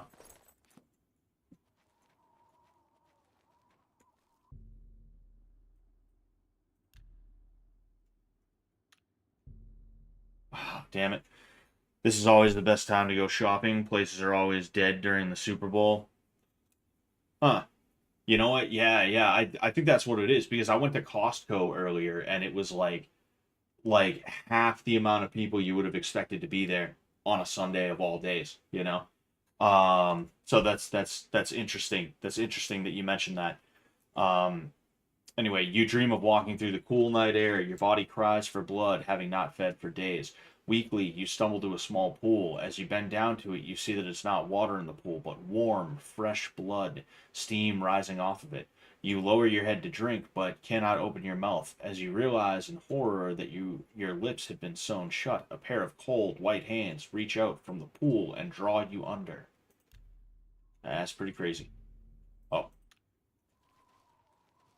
Oh, man, fucking... Damn it, bro. I literally have to wait till nightfall in Frostcrag Spire so that I can go and feed on someone later, unless I am close enough to yeah, you know, I'd rather just wait in Frostcrag because you never know. Did you get a chicken bake? No, I got a rotisserie chicken and then a hot dog. The rotisserie chickens are not that good. Like they're like $4.99 and they're pretty huge considering it's you know, it's a rotisserie chicken, right? But like they were just not that good. Like I heard they have a reputation for tasting soapy, and that's because of the I've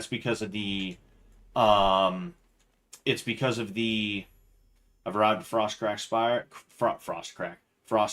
Spire. I should make my way inside this curious but extraordinary tower.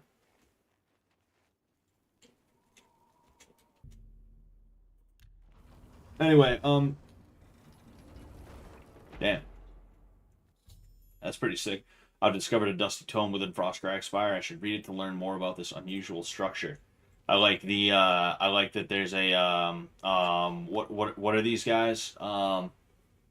Oh yeah. Frost Atronax, the Frost Atronax. But yeah, they I guess they have a reputation for tasting soapy because of all the preservatives that are injected into them. And I didn't think that would be the case at first, but no, it actually was. It tasted like real fucking soapy. It was kind of bad, you know. I ate it, but I was like, I don't know if I want one of these again. You know, I really don't know if I really don't know if I want one of these again. You know, um, you would think like excuse me. You know, it's I don't know. I don't know. You know, I don't know. I feel like the amount of preservatives they pump in there, specifically the type that makes it taste soapy, I feel like that is like unnecessary probably. But who you know, I don't know anything. I don't know anything. Hannaford's rotisserie chicken. I've never had a Hannaford's rotisserie chicken. Um, excuse me. Yeah, I don't know. I don't know. Dark Brotherhood theme. Yo, Scott, your Oblivion gameplay just gave my GF the idea of having an Elder Scrolls themed baby shower, giving you all the credit on that one. Thanks, bud. No problem, man. Hope that turns out well. Hope that turns out well for you. I guess we'll go ahead and we'll read the Frostcrag Spire memoirs real quick. After reading the Dusty Tome, I've learned that I can purchase everything I need to restore this place to its former glory from Arlen Way at the Mystic Emporium in the Market District of the Imperial City. As I pen this, I gaze upon the walls of my home and remember the very days its design came to fruition. Although it seems like yesterday, it was actually many years ago. I was an impetuous wizard. I wasn't simply satisfied living at the Arcane University. I spent years coming up with a design for my home, a place where I could practice my magic in peace and keep myself away from the prying eyes of my colleagues. I pored over tomes and dusty scrolls, scoured the bookshops of the land, and even delved into ancient ruins looking for an inspiration. Finally, as I rested my weary body at a camp outside of Bruma and marveled in awe at the majesty of the Gerald Mountains, I became inspired. Like a madman, I began to sketch exactly what I wanted my grand dwelling to look like. It wasn't long before I had completely completed my masterpiece, put down my quill, and took a step back to see what I had wrought. Frostcrag Spire was born, and now, as age overwhelms me and the glow is dying from my eyes, I wish to give the spire to you. The thought that my dream could one day crumble to ruin fills me with sadness. I know that you'll take care of your new home, and if need be, restore it to its former glory. Please heed my instructions carefully. There's much to tell, and the strength drains from my limbs. Let's see how many. I don't feel. Oh, damn it! I didn't even mean to take that either. I didn't even mean to take that either. I was just like, fuck. I'm bored of that. I'm bored of that shit. Let's get this out of here. Oh, fuck. I can't. Really, I can't. That's stupid. Okay. 12:09 p.m. I need at least 12 a.m. But I'll go ahead and I'll wait till 10 just in case. Gotta put some honey mustard on it. I'm not a honey mustard guy. I like ranch better, and like the idea of ranch or even honey mustard for that matter on a rotisserie chicken is just like I don't like that idea. What? Huh? Damn. This thing is pretty sick though, I will say. Oh hell yeah. Rain.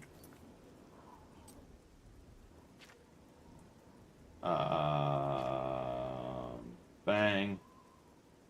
Okay, so I need to get to a place that I can feed on somebody. But then again, I think I'm alright. I think I'm okay. Because if need be, I can at least wait in the Muck Valley Caverns. Fucking idiot. Get out of my face. Taking your gold.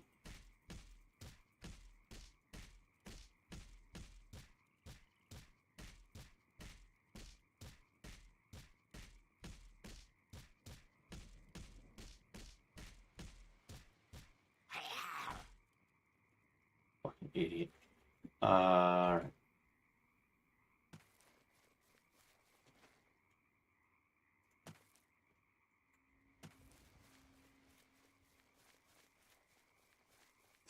If it's a girl, I'll name her Scott Sullivan. No space.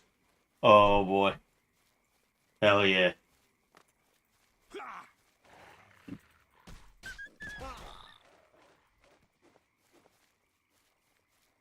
I love how I'm just running around beasting this shit. Beating the hell out of anything that comes into my path.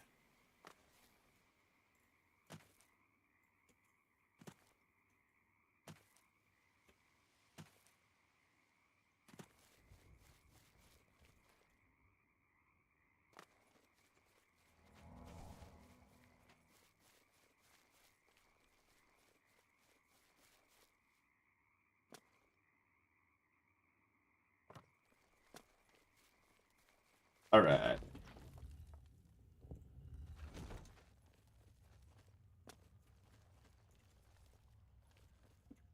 Damn, I gotta go down further.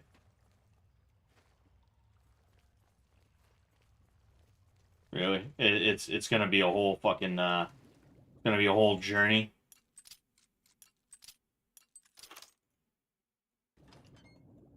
But is fighting wolves with karate a viable training technique IRL, Scott, or no? How do you think I got so good? I picked up my reward and received my next contract. A kiss before dying. I must go to the city of Breville and lie in wait near the ancient statue known as the Lucky Old Lady. A wood elf named Ungalim visits the statue every night between around 6 p.m. and 1 a.m. to make a wish, as is the local custom. When I see Ungalim, however you say that, I must kill him. I should be warned, however, that Ungalim has been alerted to danger, and if he senses an assassin, he will probably attack on sight. He has also bribed the guards to look the other way if there is a fight. Perhaps a stealth approach would be best.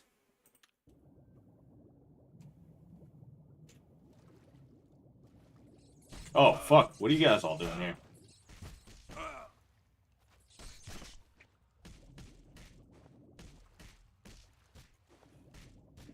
Damn, okay.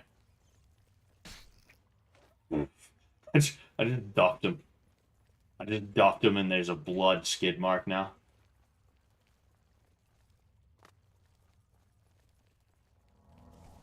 Alright, so yeah, now I'm gonna kill Ungolin.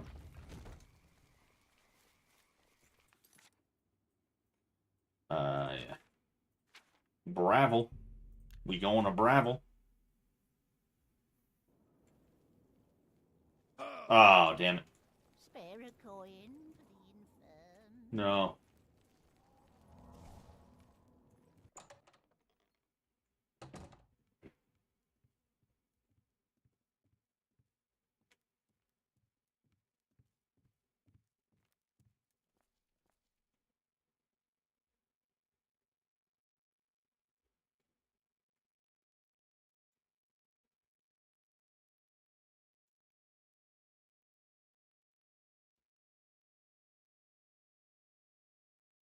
Alright, there we go.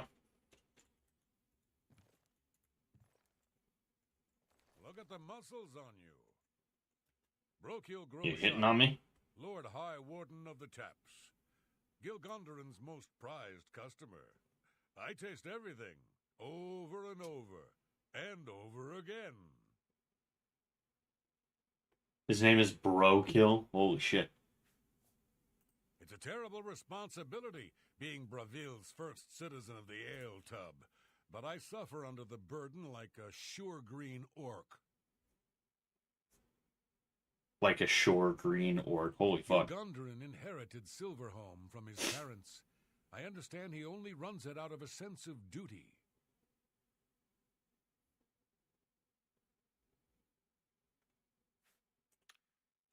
Take care. Alright, so I gotta wait for, yeah, that's somewhere around there. I gotta wait for between 6 p.m. and 1 a.m., I guess. I'm gonna duke it out with this guy, too.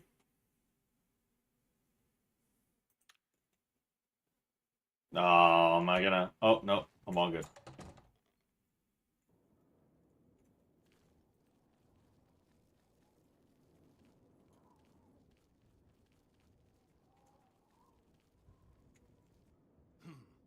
Whatever it was. You're pathetic. Oh, damn. Ungolem is dead. I must now journey to the city of Anvil and pick up my reward and next contract at the dead drop there. It is located in the barrel just behind the pond in the city of Anvil. You've got some nimble fingers. No. Oh, damn. No! I'm too late. I thought I could get here in time. Thought I could stop you. Thought I could stop you. Yes. What have you done? What madness has claimed you? You have betrayed me. You have betrayed the Dark Brotherhood. Why? I am here to end your miserable life. But I can see the confusion in your eyes. You have no idea what I'm talking about, do you? No, what are you talking about? Of course. Now I understand. Say nothing. Your first dead drop contract. You carried that out. Killed Celadane. After that... Celadane. That's how you say his fucking name. Then, betrayal. Your dead drops went unvisited. Your targets ignored. Instead, you've been systematically killing off all of the members of the Black Hand. Jagasta, Shaliz, Uvalovani, Havelstein, Horblood, speakers, and silencers all! And Umgala, the listener himself! The surviving members of the Black Hand know that you're innocent. They know you were only following orders. They believe I am the traitor. I am yours to command, Speaker. Let me guess, you have a plan? The traitor somehow switched your orders and has been sending you to the wrong dead drops. You and I have been deceived. There's a certain vacancy in his eyes. Who is behind this betrayal? We haven't much time. I'm hunted day and night by the Black Hand. They want me dead. Here is what you must do. Go now to your next dead drop. Lie in wait and confront whomever drops off the false contract. Uncover the true traitor's identity, and then come see me. I'll be in hiding. Fort Farragut is no longer secure. It's under watch by the Black Hand. I'll wait for you at Apple Watch, the farm where you killed the old Draconis woman. It should be empty and safe. Now go, and may Sithis help us all. There's a certain vacancy in his eyes at times, and it's not like I'm a stone cold killer vacancy. It's like I have an 82 IQ vacancy. You know, he's just like, you will help me to take down this traitor. The Black Hand will survive. You know, he's looking like that. Now go, learn the identity of the betrayer, so we can What? end Huh? this madness and What? restore Oh. the authority of the Black. Damn, he's running off, huh? Ungolem's key. I'm curious about that because I'd love to go to Ungolem's house if I could find it. You know, like what does his house contain? Oh, literally facing it right now.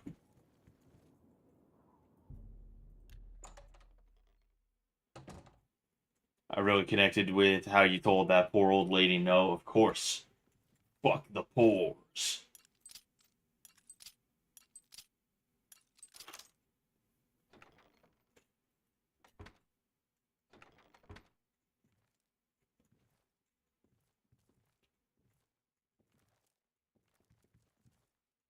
I like how it looks like they built it, the whole thing, and then they just sledgehammered out a hole.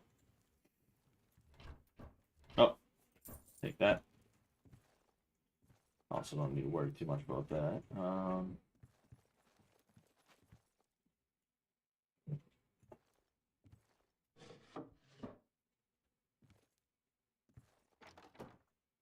See, like, you end up killing, you end up killing multiple Black Hand members, people who are like on the Black Hand. We're talking speakers and stuff like that. And yet, I'm pretty sure you walk in on 4 speakers or something like that. It's just weird. Cyrodiilic brandy, no, thank you. Covered.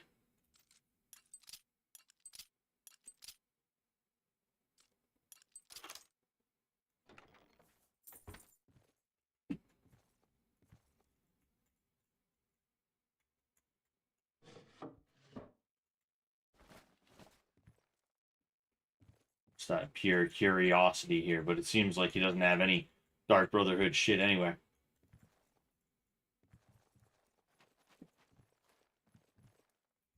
Got a bunch of barrels, though.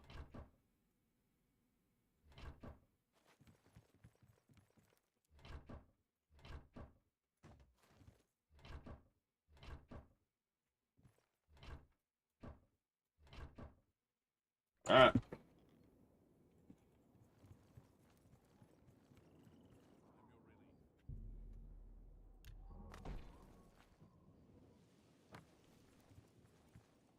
Let's see here.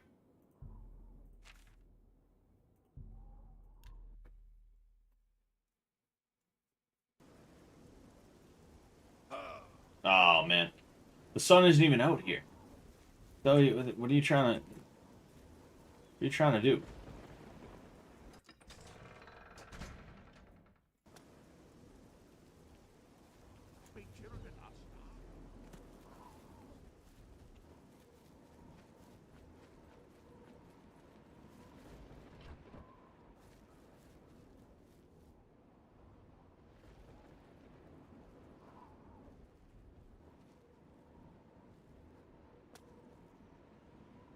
I'm just like perched up here.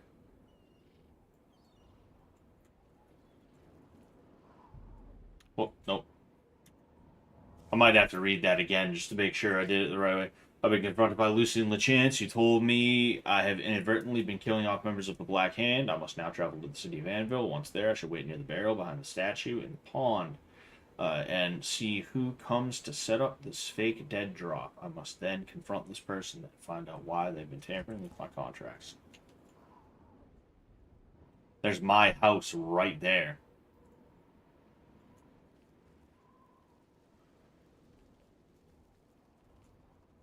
Oh, oh, oh. Hmm.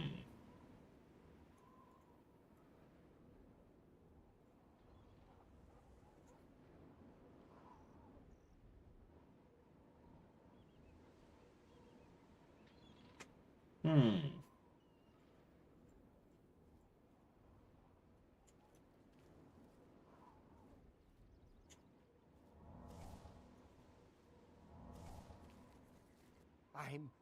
I'm sorry. I didn't mean to do anything wrong. It was the robed man. He paid me to put those things in the barrel. I don't know his name, and his face was in shadow. He called to me yesterday as I walked by the lighthouse. I think he lives there. Or he did, anyway. He told me he was leaving Anvil. I'm sorry, but that's all I know. Interesting. Tell me about this lighthouse. It's just outside the city walls. I think the robed man has lived there for quite some time. In the cellar. I don't know what goes on down there, but there's a horrible smell coming from underneath that door. It's like something died inside. Listen, that's all I know, really. Maybe Ulfgar Fogeye can tell you more. He's the lighthouse keeper, and probably rented out the cellar. Talk to Ulfgar. He's sure to have the key to the cellar. You know, if you want to get down there. Now, please, just let me go.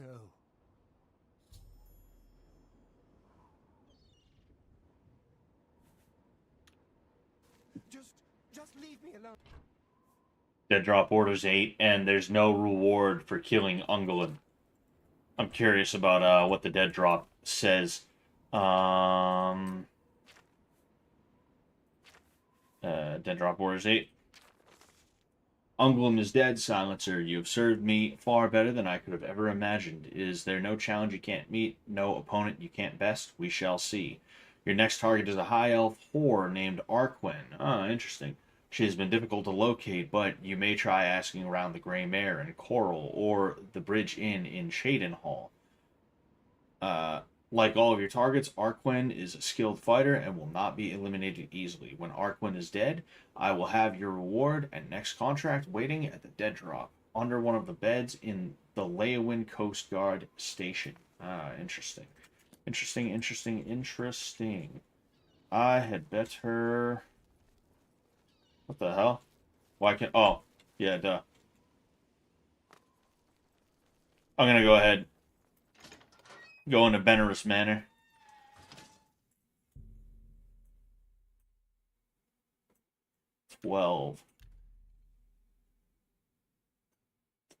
Scott, please be respectful when you use the term sex worker. Thank you.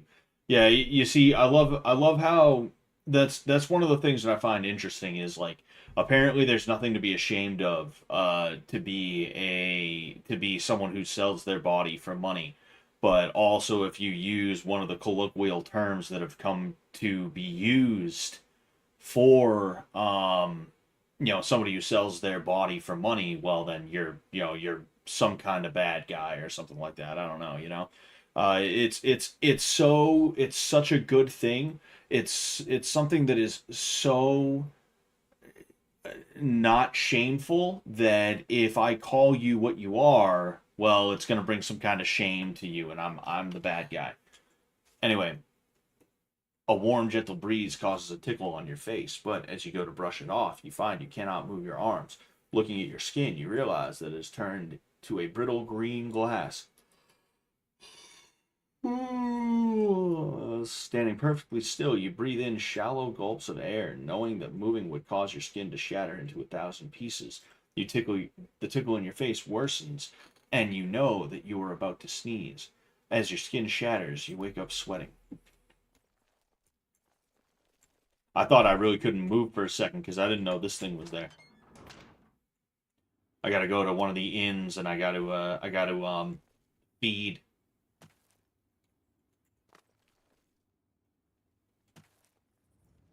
No, that's not one of the inns. That's the Mages Guild. The Gauges Mill. Then, yes, this is the inn. I'm running mad quick. Fuck, man.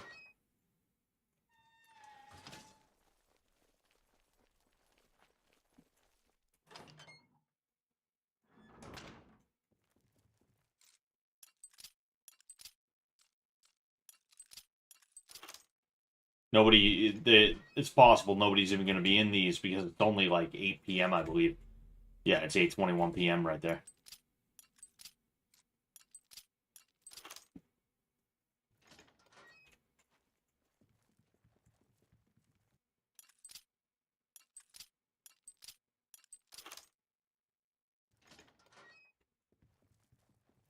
At the very least, I can unlock them all.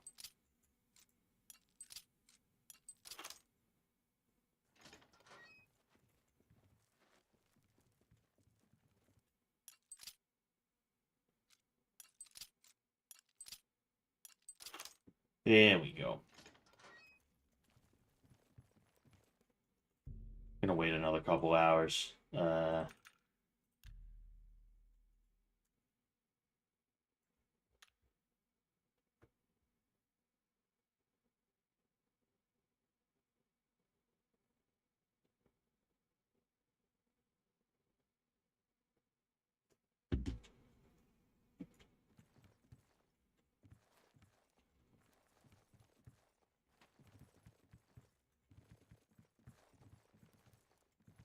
Damn. Guess I'm gonna do another couple hours. If nobody's here, then if nobody's here now, I'll just go ahead and say fuck it. Oh. Feed. Feed a lead.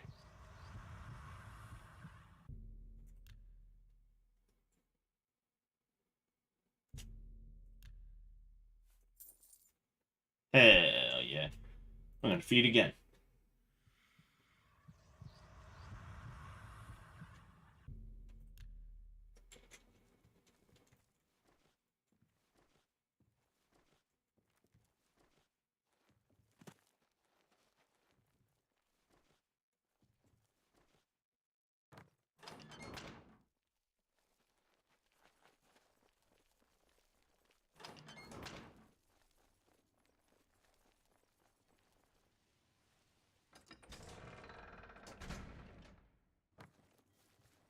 From where do Oh, you hail? there's the lighthouse. How do I get there, though?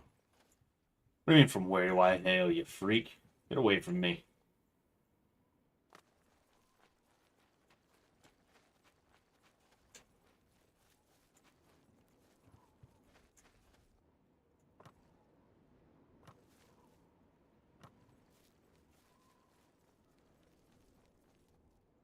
Alright.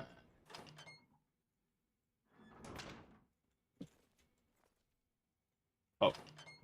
I went the wrong way. I'm supposed to go up or something?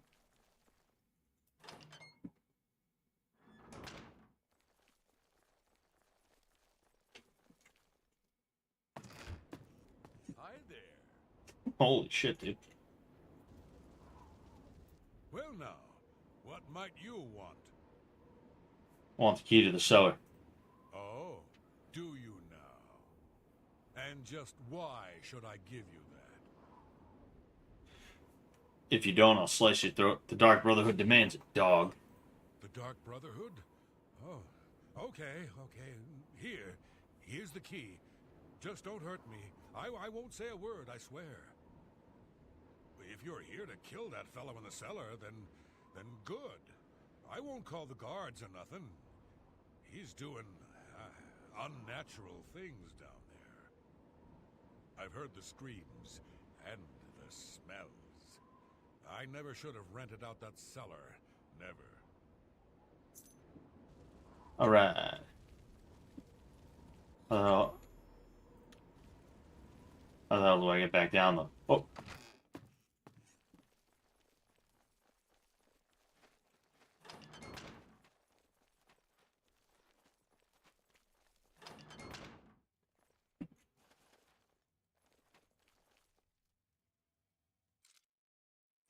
I'm gonna steal some shit from him on the way out, too.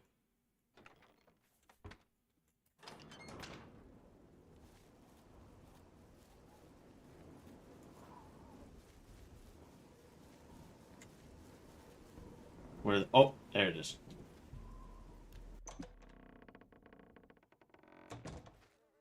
Man. Just sacrificing fucking dogs and sheep and shit like that. I've gained entry to the Anvil Lighthouse cellar. I must now search the cellar for some clue to the Dark Brotherhood trader's identity or motives. Well, that is pretty crazy.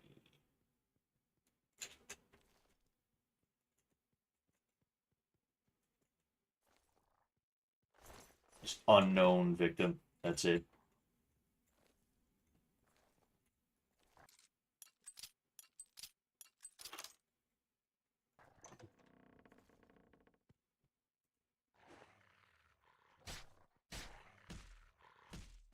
Fucking idiot.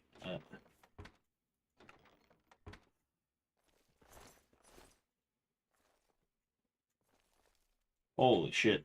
This is of course an allusion to it's a reference to Jason, you know. Friday the 13th specifically, you know. Oh, there it is. It's all right, Mother. It's almost over. I'm close. So very close. How long have we struggled? How long have we waited? Too long. I know, but it's almost over. I promise. Kill him, kill him, kill him, kill him, kill him, kill him, kill him, kill him, kill him, kill him. Mommy, mommy, as you lie, the dark man comes and makes you die. My daddy's hands are red with guilt because he killed the life we built. Wow, that is, wow. Uh, theater kid vibes. I hate it. All this lying, all this pretending. Sithis and the Five Tenets be damned. How long do I have to live by their rules? How long before I get my chance? I saw Lucian LeChance yesterday. He was in the sanctuary talking with Ochiva. He was right there, so close I could have severed his spine in less than a heartbeat. Oh, Mother, never before have I had to exercise such self-control.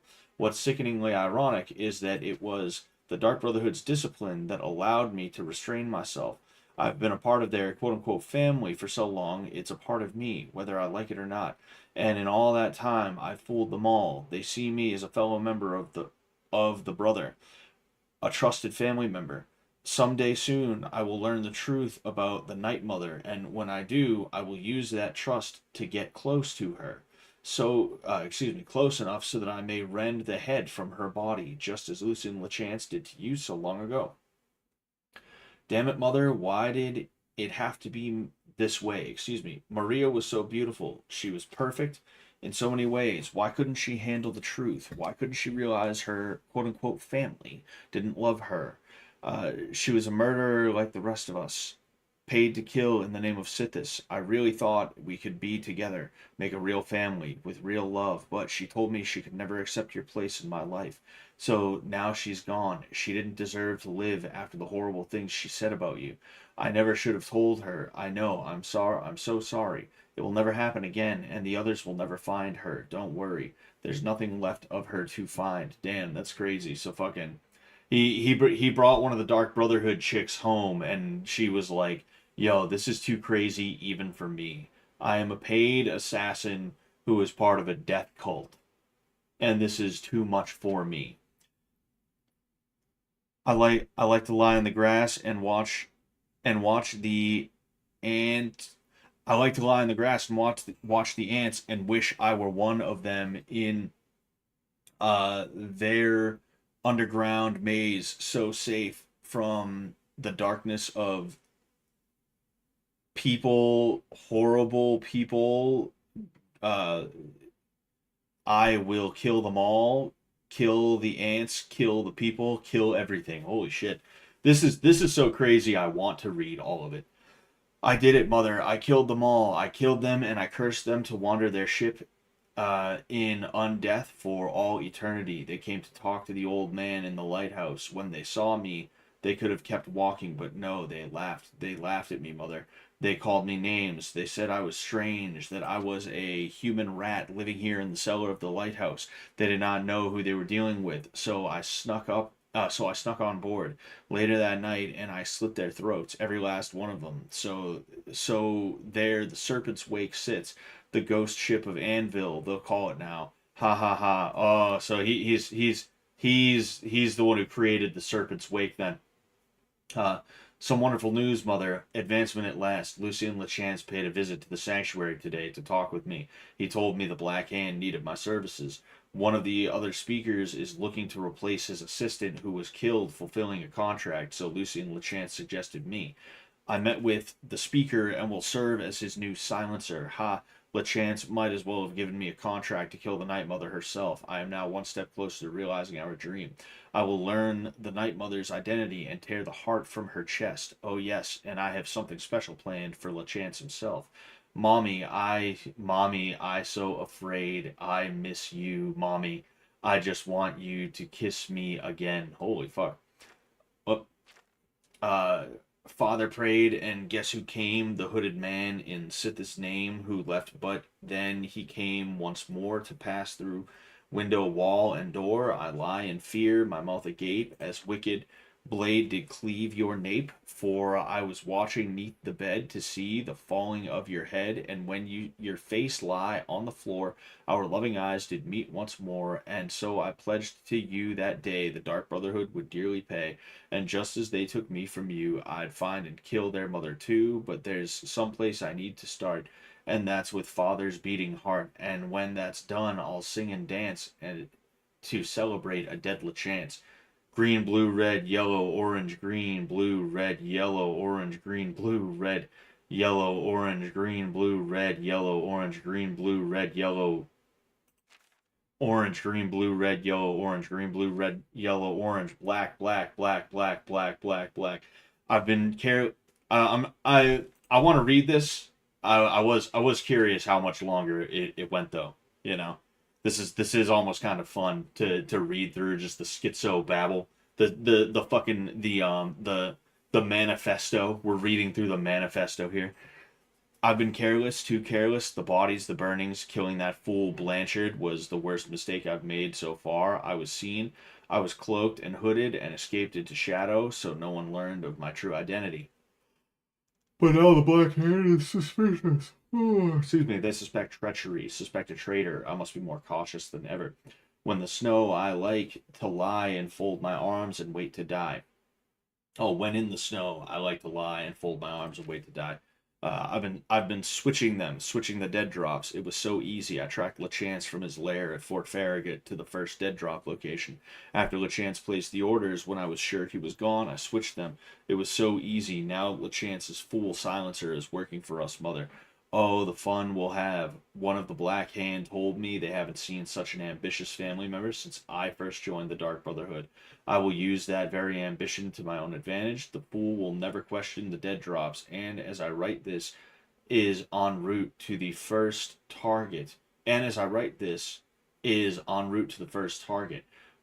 One of the very members of the Black Hand. And so it begins. LeChance's silencer will kill one high-ranking brother member. Then another, and so on until the entire family implodes. Eventually, as is the custom, the survivors will consult the Night Mother and seek her guidance. When that day comes, I will be there, ready to punch blade into that dark sex worker's fetid heart. Lucy and LeChance will die. It was written backwards. I like to, now that I'm reading this, I like to think it was Jimmy who was writing it. Fucking LeChance's silencer will kill one high-ranking brother man, then another, and so on until the entire family implodes. That's my best Jimmy. I haven't practiced my Jimmy. I know I could do a good Jimmy if it came down to it. Sorry, one sec.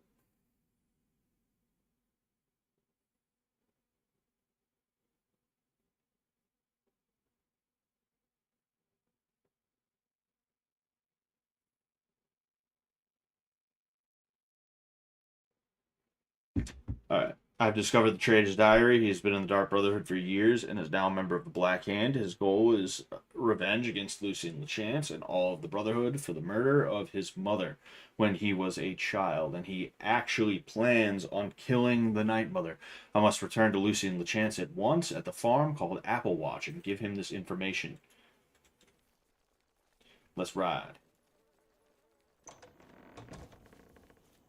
Yeah. Oh, damn. I just broke my legs.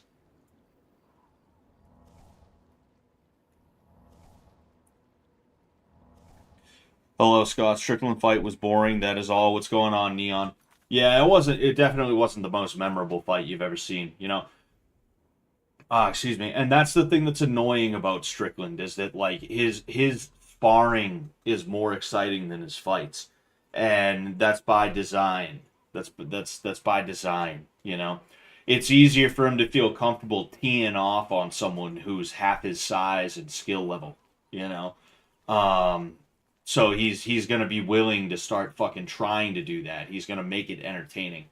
But when it comes to an actual fight against a guy who's his level and his size, well, he's gonna be a lot more cautious about it, you know, which is annoying, you know. Sean Strickland, like, I liked him at first, and I'm not saying I hate the guy or anything like that, but like he's not, you know, he's very similar to Andrew Tate in that, like, you know, he's someone who he's got these weird, like, feminine sort of ways that he does things and says things and shit like that. But he hides behind, like, you know, weird, like, dumb shit like guns and stuff like that. He hides behind guns trying to be like, yeah, I'm a man. That's what a man really is.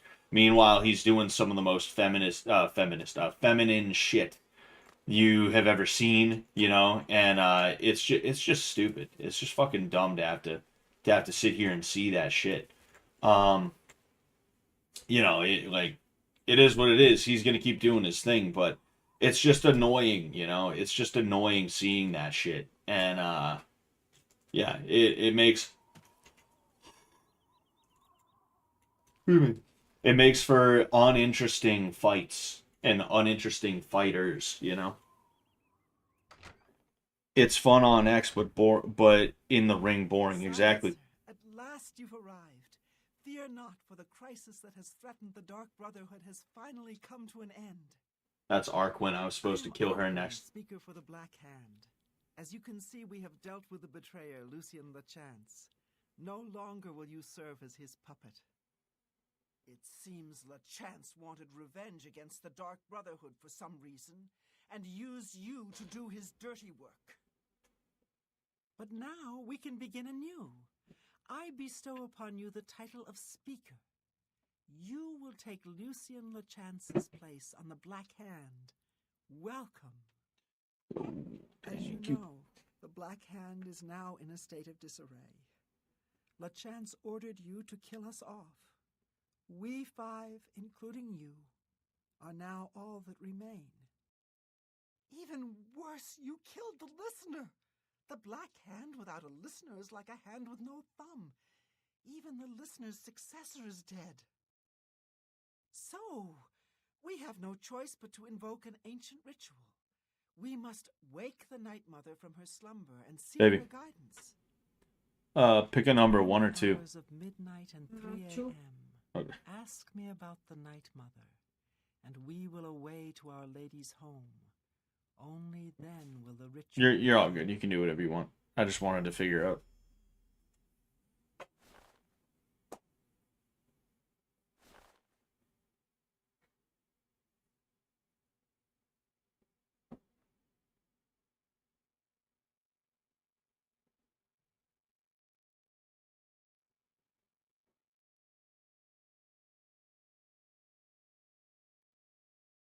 So I'm trying to figure out what I'm gonna have for dinner. You know, that's why I'm like,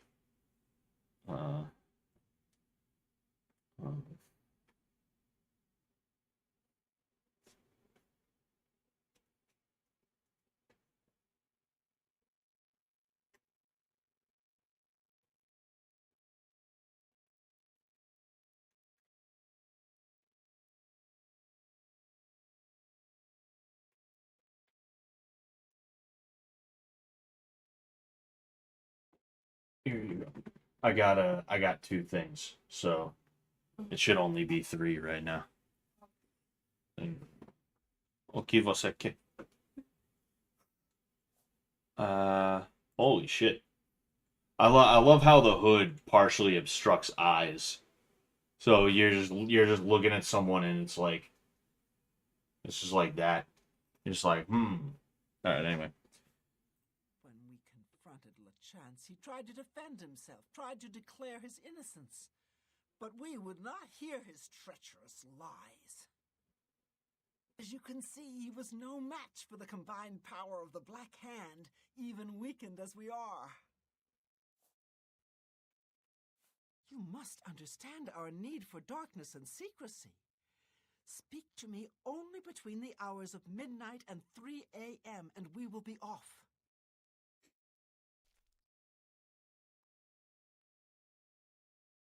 Dear Speaker, when... Yeah. This is no time... I just wanted to see what would happen. I want to talk to the other. You see, 1, 2, 3, 4. There's 4 members of the Black Hand right now, but I've killed off at least 3 of them. You know, I make number 5, so now there's 5 members of the Black Hand here right now. Forever serve the Night Mother. Greetings, Speaker. Most of my time is now spent on administrative duties. I have not had blood on my hands in far too long. Killing LeChance was pure ecstasy. Sithis is master. All hail the Dread Father. It's fucking Our freak. troubles are almost at an end, brother. Soon we will visit the Night Mother, and she will surely guide us. The 4 of us attacking him in unison was as graceful and beautiful as a ballet. The flashing of steel, the spraying of blood. Sithis be with you. Damn.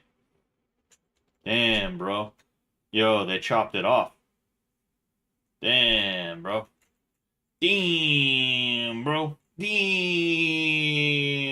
bro. They cut it off, bro. Damn, bro. Alright. Hello, fellow speaker. Welcome to the Black Hand. So nice to see you're in one piece. You should take some time to admire his corpse. It really is a thing of beauty. The punctures and slashes are almost poetic. May you always walk in the shadow of death. Lucian Lachance has been murdered, stripped, and mutilated by the Black Hand. Apparently, they thought he was the traitor and punished him accordingly. I wonder if he has a butt crack. I wonder if he has an ass crack. Hold on. I gotta get over here. Gotta get over here.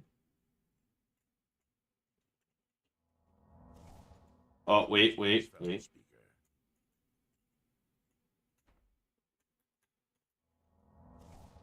And doesn't look like he's got a butt crack. No.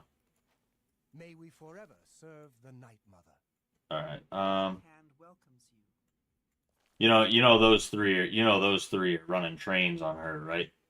There's no way they're not. All right.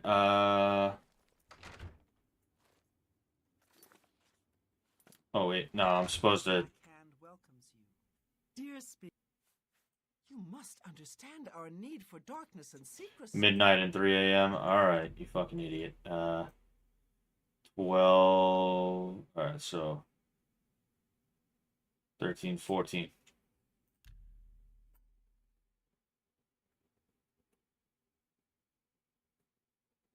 This is one of my favorite games of all time. The sole game that made me fascinated with RPGs, says Unlocking Paradoxes. Oh yeah, this is definitely top 5 favorite games of all time for me too. You know, number 1 is always gonna be Ace Combat 4. You know, you can see it in the background. I have there's this. It's a little bit of clutter right here, you know, right now. You know, I gotta kind of unfuck it. But you know, Ace Combat. Funny enough, this is actually my purple belt. This is the belt that I had before I was a brown belt. You know, I had 2 stripes on my purple belt, and then fucking they just never bothered to give me more stripes. They just made me wait like a long ass time, and then they were like, "Fuck it, have your brown belt," you know. So that's a funny little thing. Anyway.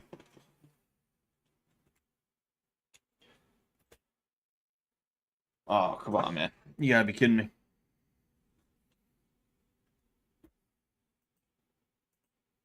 Oh, man, really? Okay, you know what I'm gonna do? Because,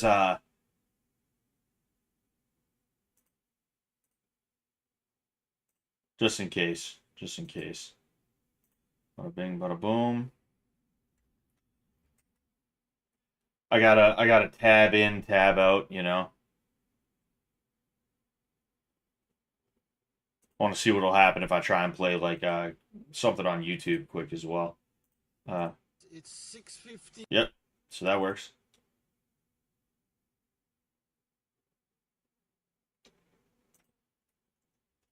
Nah, dude, really? Whatever. I'm gonna exit the game and then jump back in.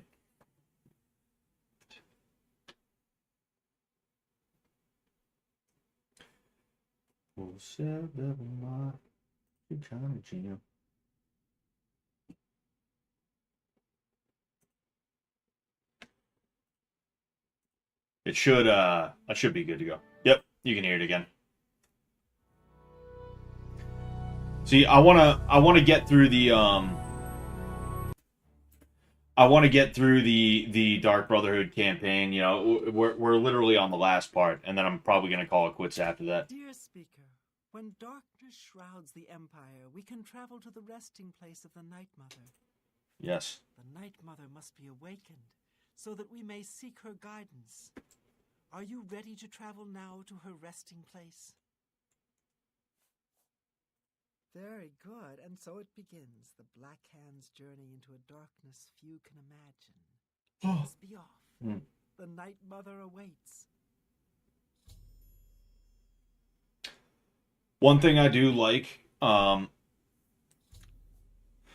thing I do really like about the lore of,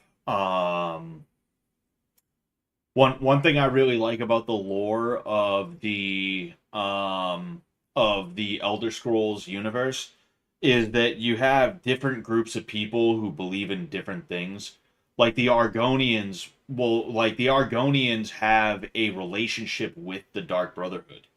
the Dark Brotherhood, the criminal organization of cutthroats, of fucking assassins. They have a relationship with them specifically because they both have a reverence for Sithis.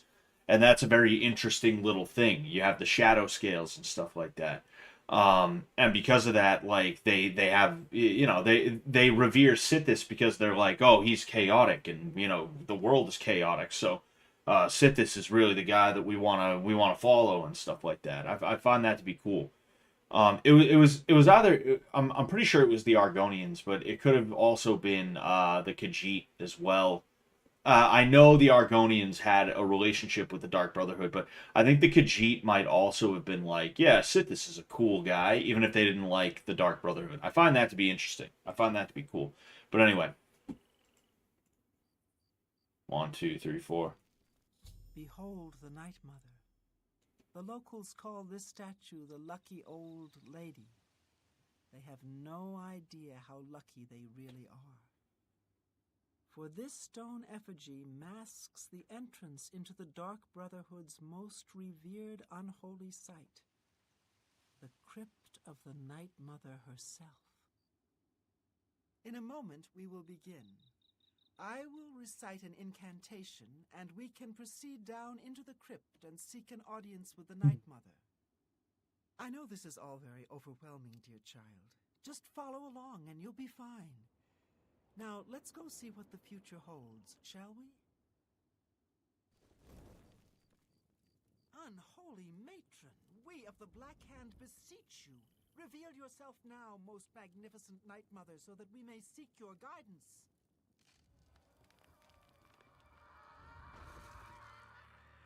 Damn. The incantation has revealed the hidden door of the Night Mother's crypt. I must follow the other members of the Black Hand down into the crypt. Once we're down there, the traitor will surely try to destroy the Night Mother. I must stop the traitor at all costs.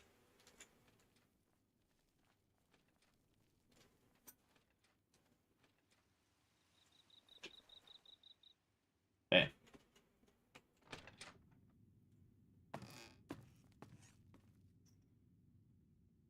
What 2, 3, 4. This desecration? Who has disturbed my ancient slumber?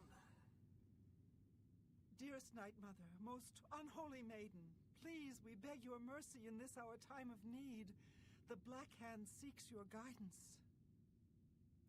Ah, yes, I have been expecting you. The listener now kneels by Sithis, as does his successor. There is a traitor amongst you. The traitor is dead, dear mother. We have come now to ask your blessing. Anoint one of us your listener so we can restore the Black Hand. Foolish little girl.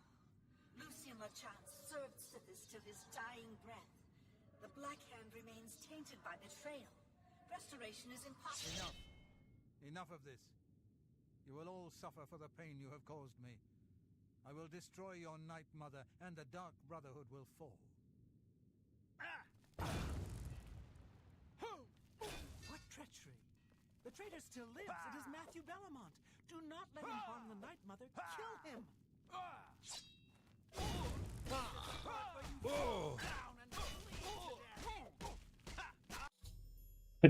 I love just giving people the hands, man. I love that they're trying to slice me with blades, and I'm duffing them. That's just the funniest that's the funniest part about all this.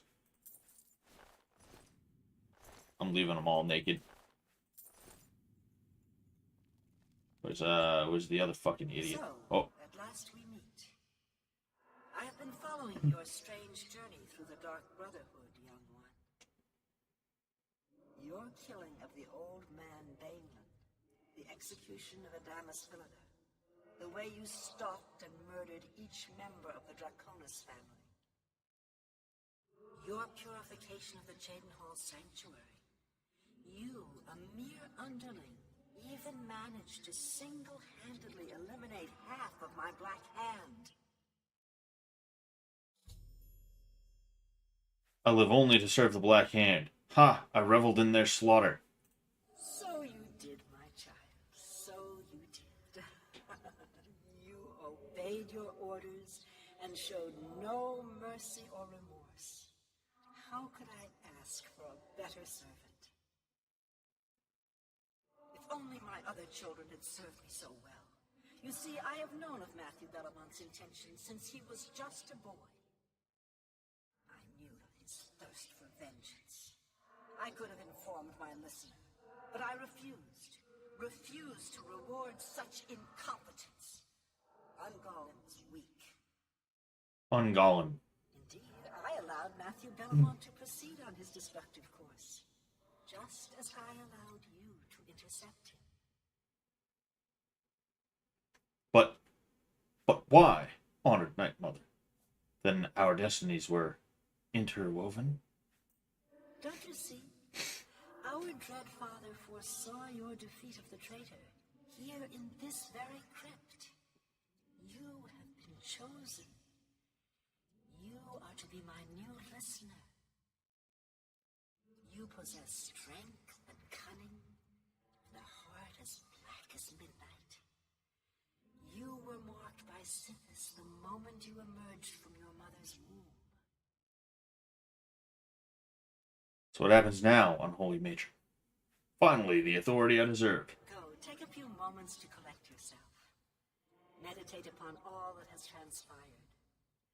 Help yourself to any treasures this crypt may offer. When you are ready, speak with me again, and I will deliver you safely to the only place you can truly call home, the Cheydinhal Sanctuary. There is much work to be done, and when you are back in the sanctuary, speak with Arquen. She will serve as your humble servant and guide.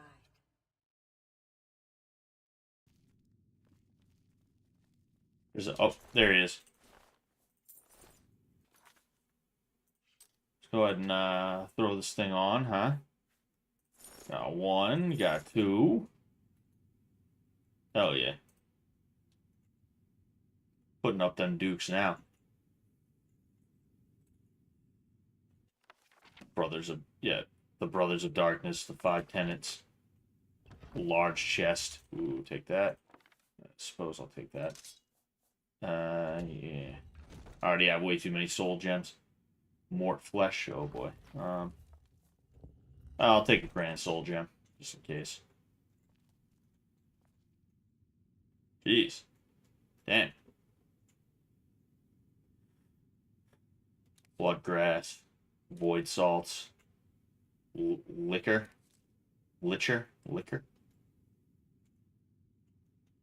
That must be her corpse.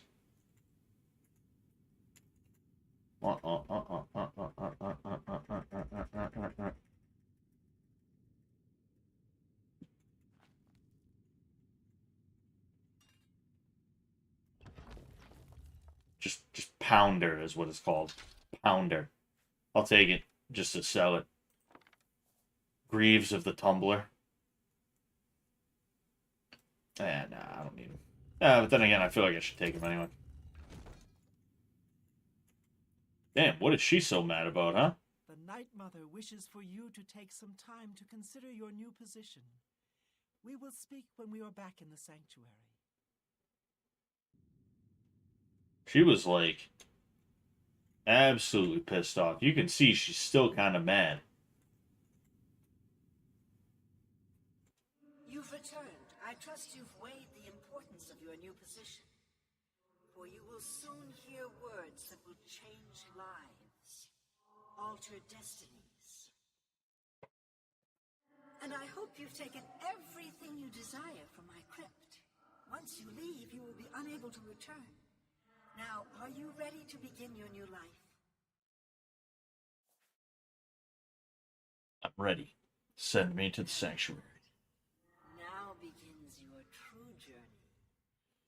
We will soon become very intimate, you and I.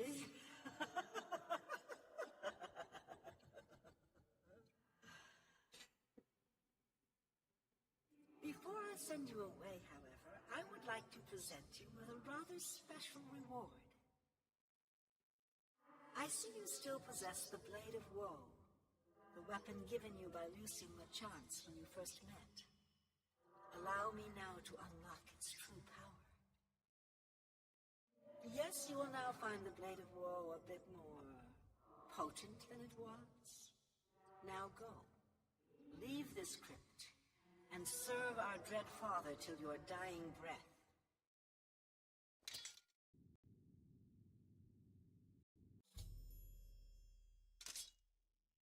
Arquin and I have been teleported to the Cheydinhal Sanctuary. I should speak now with Arquin, who will serve as my servant and guide in the days to come. Honored listener, I offer myself as your humble servant and guide. Please allow me to mentor you in your new role. Here's what I believe we should do next. I will stay here and attempt to re-establish this sanctuary. I will begin recruiting new members. You must fulfill your new duties. The statue in Breville serves as a conduit between the Night Mother and the listener. Once a week, you must visit the statue. Talk to it. You will be presented with a list of names and locations. These are people who have prayed to the Night Mother. They request a visit from a speaker to arrange someone's assassination. All you need to do is visit the statue once a week, get the list of names and locations, and pass it on to me here in the sanctuary. Do this, and I will give you your share of the sanctuary's weekly earnings. There's so much work to be done. So much work. I want to go talk to the Night Mother real quick.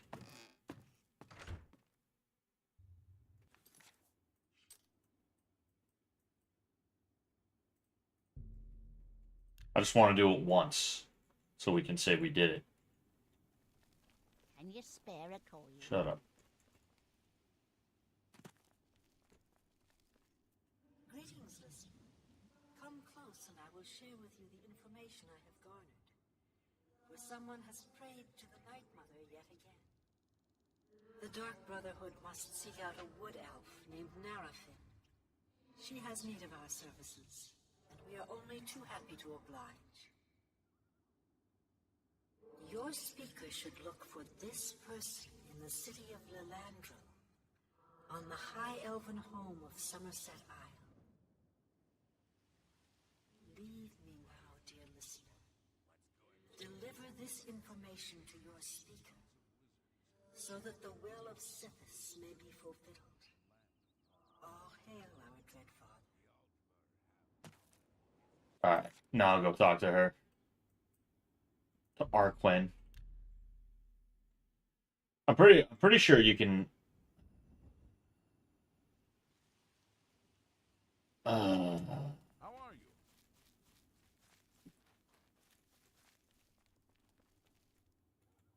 I'm pretty sure you can get recruits from here as well. Yep, like that chick. I'm pretty sure I can talk to her and be like, hey, like, I can hardly believe you're standing here in front of me, the listener himself. This is such an honor. you got some big ass Listen, fucking eyes, dude. I am a new initiate to the Dark Brotherhood, just a lowly murderer. But if there's any way I can serve you, any way at all, I'm yours. This is how I got in good with Sam, talking to him like that. It's like, listener, I'm just a lowly murderer. Yes, most revered listener, my bow is yours. Sick. So, the Night Mother has spoken. I will make sure this information reaches the appropriate family members. Ah, yes. Here are your weekly earnings. I will see you next week, most honorable listener. Chiefs already lost. Oh, interesting. What's going on, whimsical masshole? How you doing, man? Fucking is that a Damiel? Is that a Damiel fucking thing? Are you ready to get beat up by iDubbbz? What, again? For a second time? As the new listener of the Black Hand, it is your task to speak with the statue of the Night Mother and hear the words of our unholy matron. The statue, as you know, is located in the city of Braville. You may speak with the Night Mother once a week, and then pass that information on to me. Do that, and you will receive your share of this sanctuary's weekly earnings.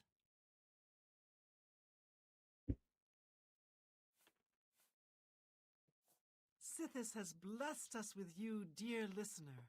He is our dread father, and his wisdom and terrible fury know no bounds. Oh yeah, you're yeah, I figured that was a joke. Rumors. This is no time for gossip mongering. A dark Shut destiny up. awaits us. I want to know what happens if I kill a Dark Brother. Am I gonna have to deal with the wrath of Sithis? The Black Hand will reign eternal. I also want to see, because I have the adoring fan supposed to be following me. Right? Oh, fuck. I got both of them, dude. I got both of them following me. Oh, shit. Oh, man. Oh, boy. Oh, boy.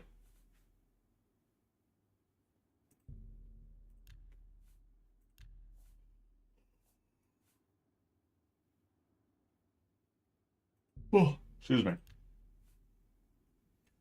I'm kind of dark, Rip. Huh? Oh, Kendrick Lamar halftime is going to be poop. I'm sure it will be. I am most certain that it will be. No, son of a bitch.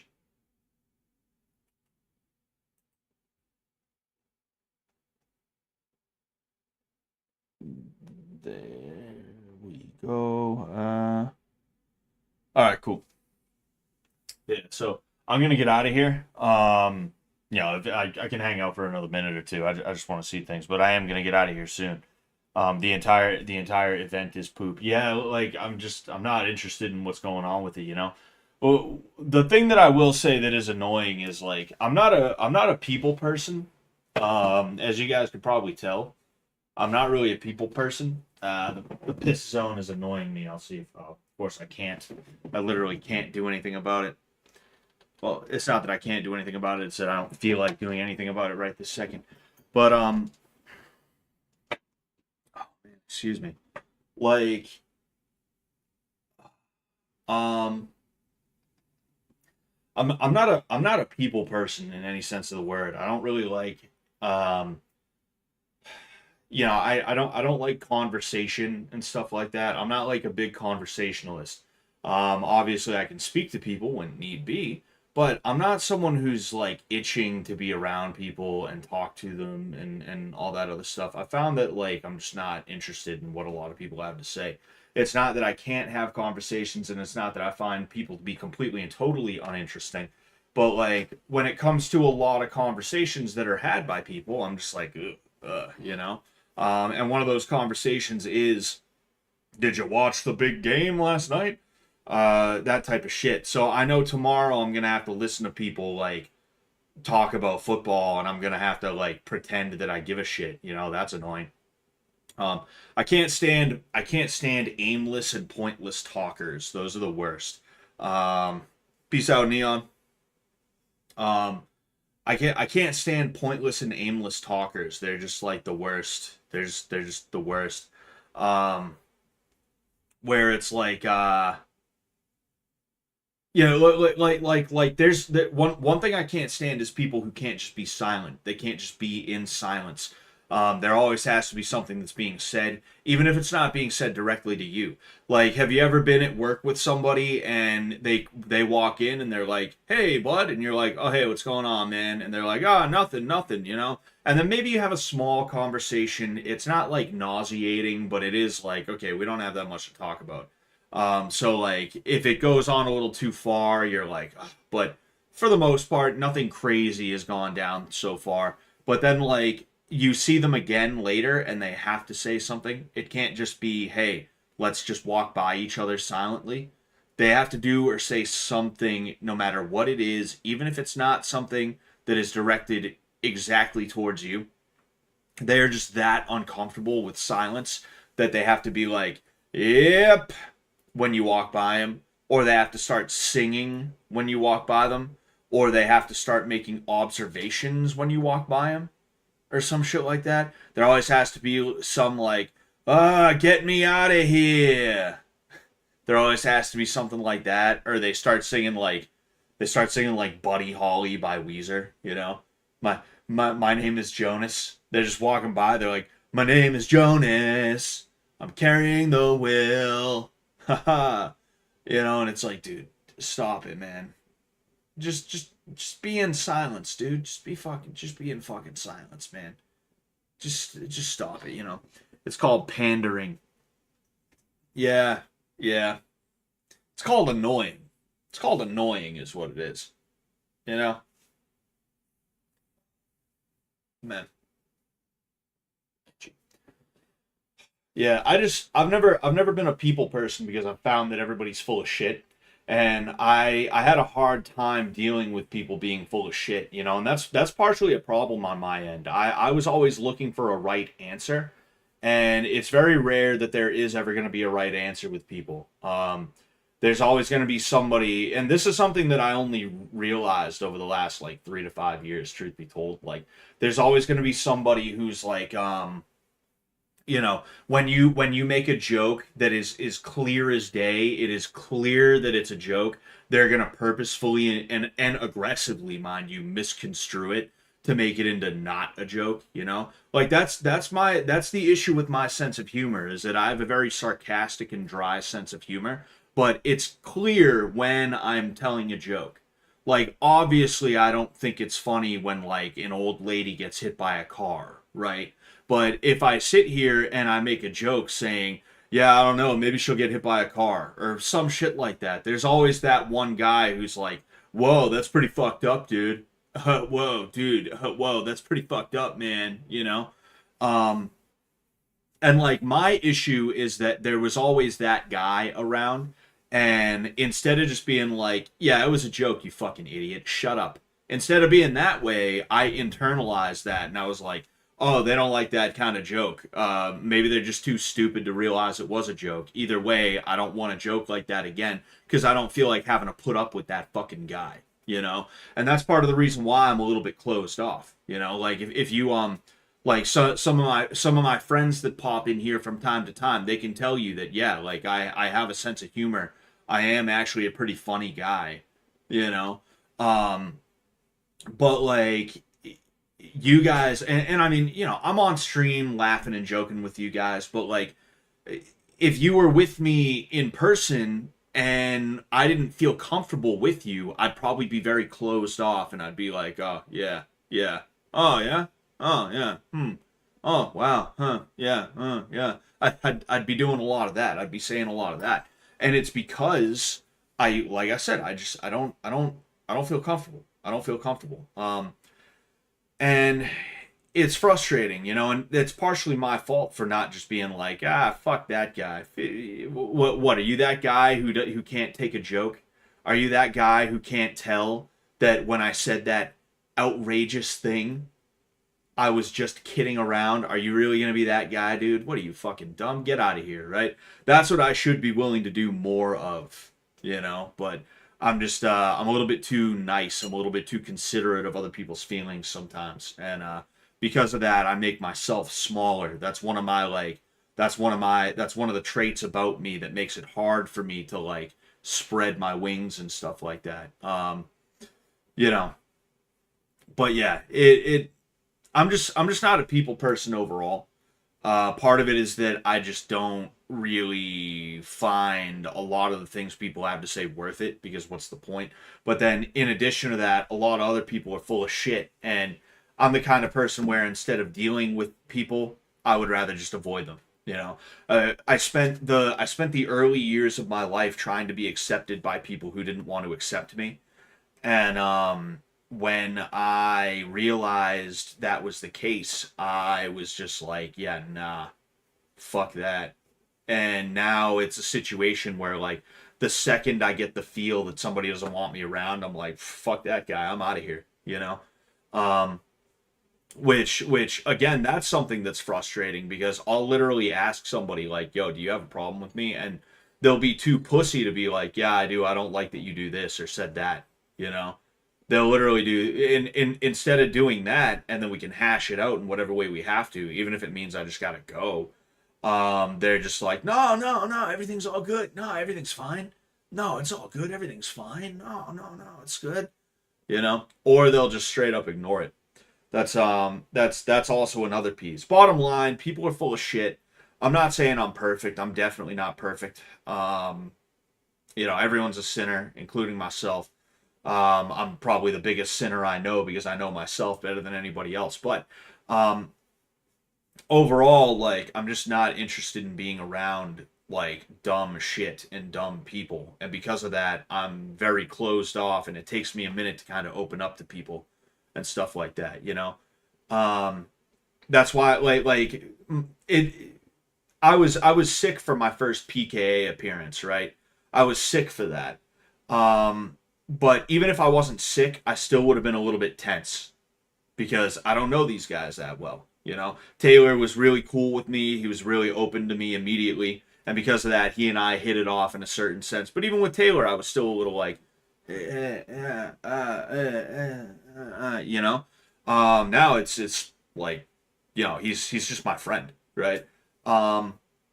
The second time on PKA, you'll notice, like, oh yeah, he was a little bit more open. He was a little bit more open. He was a little bit more comfortable, you know? It takes me a minute to get used to people. It takes me a minute to get comfortable with people, you know? And because of that kind of thing, it also sends signals to other people that may not be 100% true, but I'm not doing anything to help the situation in the first place, you know? That's kind of my fault, if we're being honest here. It just is what it is, you know? But yeah, you know, it is what it is. There's plenty of things. I personally don't like people in a general sense. I'm not some misanthrope or anything like that. But I don't like fake. And I don't mean that in like a white trash, like annoying asshole way. I mean, like, I don't like fake conversations. I don't like conversations about sports and the weather and other shit. I don't like walking by someone and they have to make noise. They have to be like, "What?" You know, because they can't stand the silence.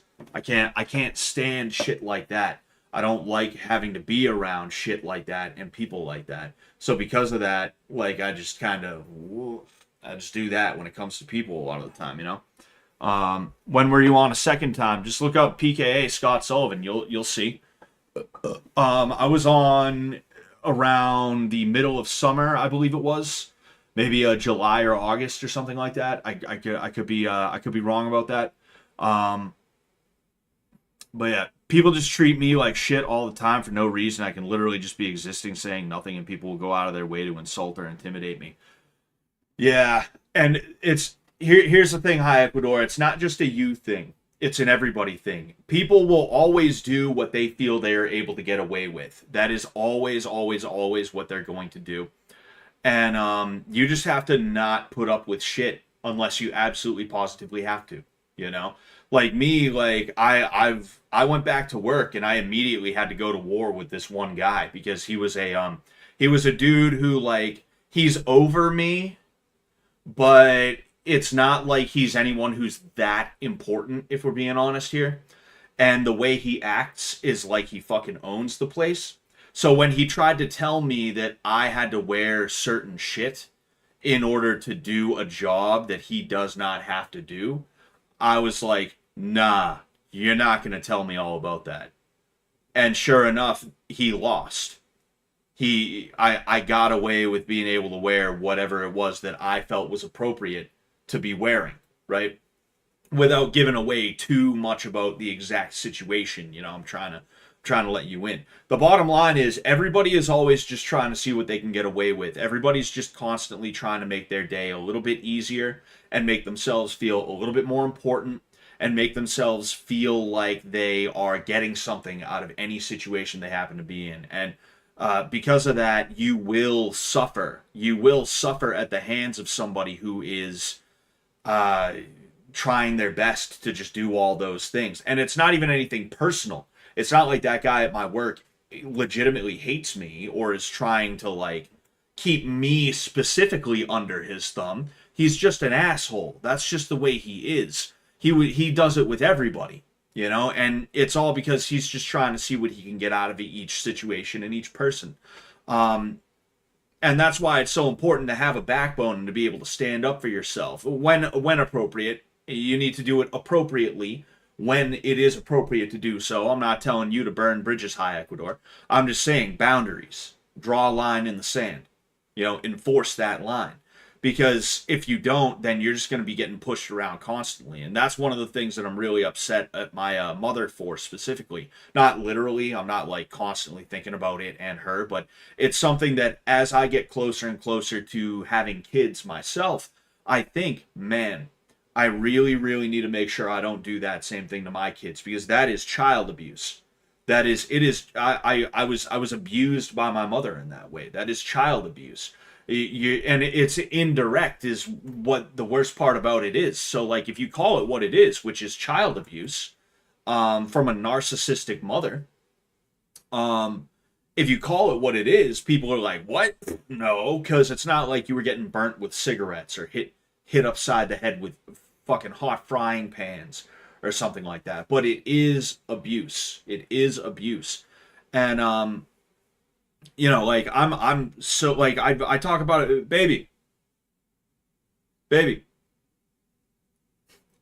get in here. I'm just hold on. I talk about it with my wife all the time, right?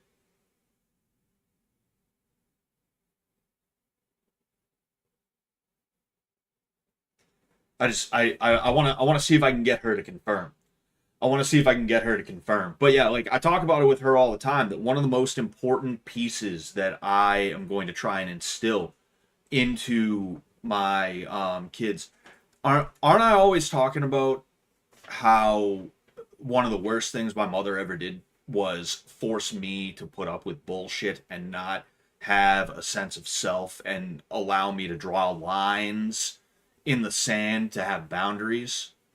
Yes, you do. Yeah, and aren't I always talking about how one of the most important aspects of like fatherhood for me is going to be teaching our kids, like, one, have options. Don't just think you got to hang out with the neighborhood kids. It's cool to come home and have like, you know, chill on the computer, play some video games and like learn a skill or something like that, because that's not something I was allowed to do. I was not allowed to play video games like that when I was a kid, and I wasn't allowed to do anything like that as a kid. It was literally go out and deal with bullies in the neighborhood and then come home and just like get yelled at by them, you know? Fucking.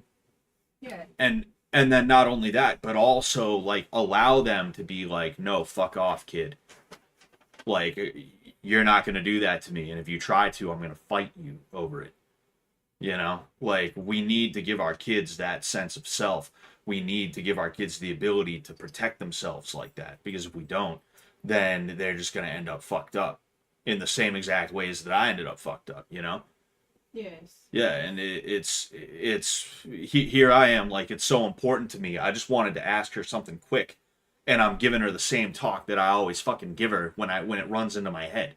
That's how important it is to me, you know? And like, there's so many men today, especially, that were taught that having lines, that having a sense of self that includes self-respect and demanding respect and assertiveness and creating boundaries for other people, right? Having that is a bad thing, and you're not allowed to have it, and you just have to be a sucker who gets used and abused by literally everybody around you. Like, there's so many men today that were taught that by their abusive piece of shit loser ass mothers specifically. But then also you had a lot of dads who either A, were the same way, or B, they were just like, I don't want to have to deal with listening to your fucking mom. Just whatever, you know? And they didn't do enough to counter signal either directly in front of the mother, or after she's done bitching and she goes to do whatever stupid shit she does in her spare time. Fucking go up to your son and be like, look, don't fucking listen to her. She's full of shit. Like, literally the other night I told my wife, like, look, like, we can't do this to our kids. If you do this to our kids, I'm going to stand up to you. And even if I don't stand up to you, just know that, like, I'm going to go behind your back and be like, yo, like, fucking don't listen to her, man. She doesn't know what she's talking about. Like, she knows that. And she's not dumb enough to do that in the first place. But, like, again, I'm just saying that's how serious it is to me. You know? Because I don't want those people to end up like me. I had to learn to be the way that I am now a lot later than I should have. And because of that, there's a lot of things that did not go right for me in the way that they should have. And I'm sure there's quite a few of you that have watched me or are watching me right now, all three of you, who have probably felt the same way at one point or another in your life, you know? It's just gross, man. It's gross. And I'm sorry that you guys, I'm sorry that you guys had to go through that if you did have to go through it. And, I don't want my kids to go through that, not even a little bit. So I'm a head out though. Thank you guys so much. I appreciate you being here. Okay. I hope you had a good time. Happy Super Bowl Sunday. Excuse me. And I'm gonna see when I can stream this week. It's tough to stream during the week now, man. My schedule's so filled up, and I'm just so tired. But maybe I'll stream tomorrow. If not, I'll definitely stream Wednesday. Wednesday is the usual day that I would stream, but we'll see. We'll see what happens.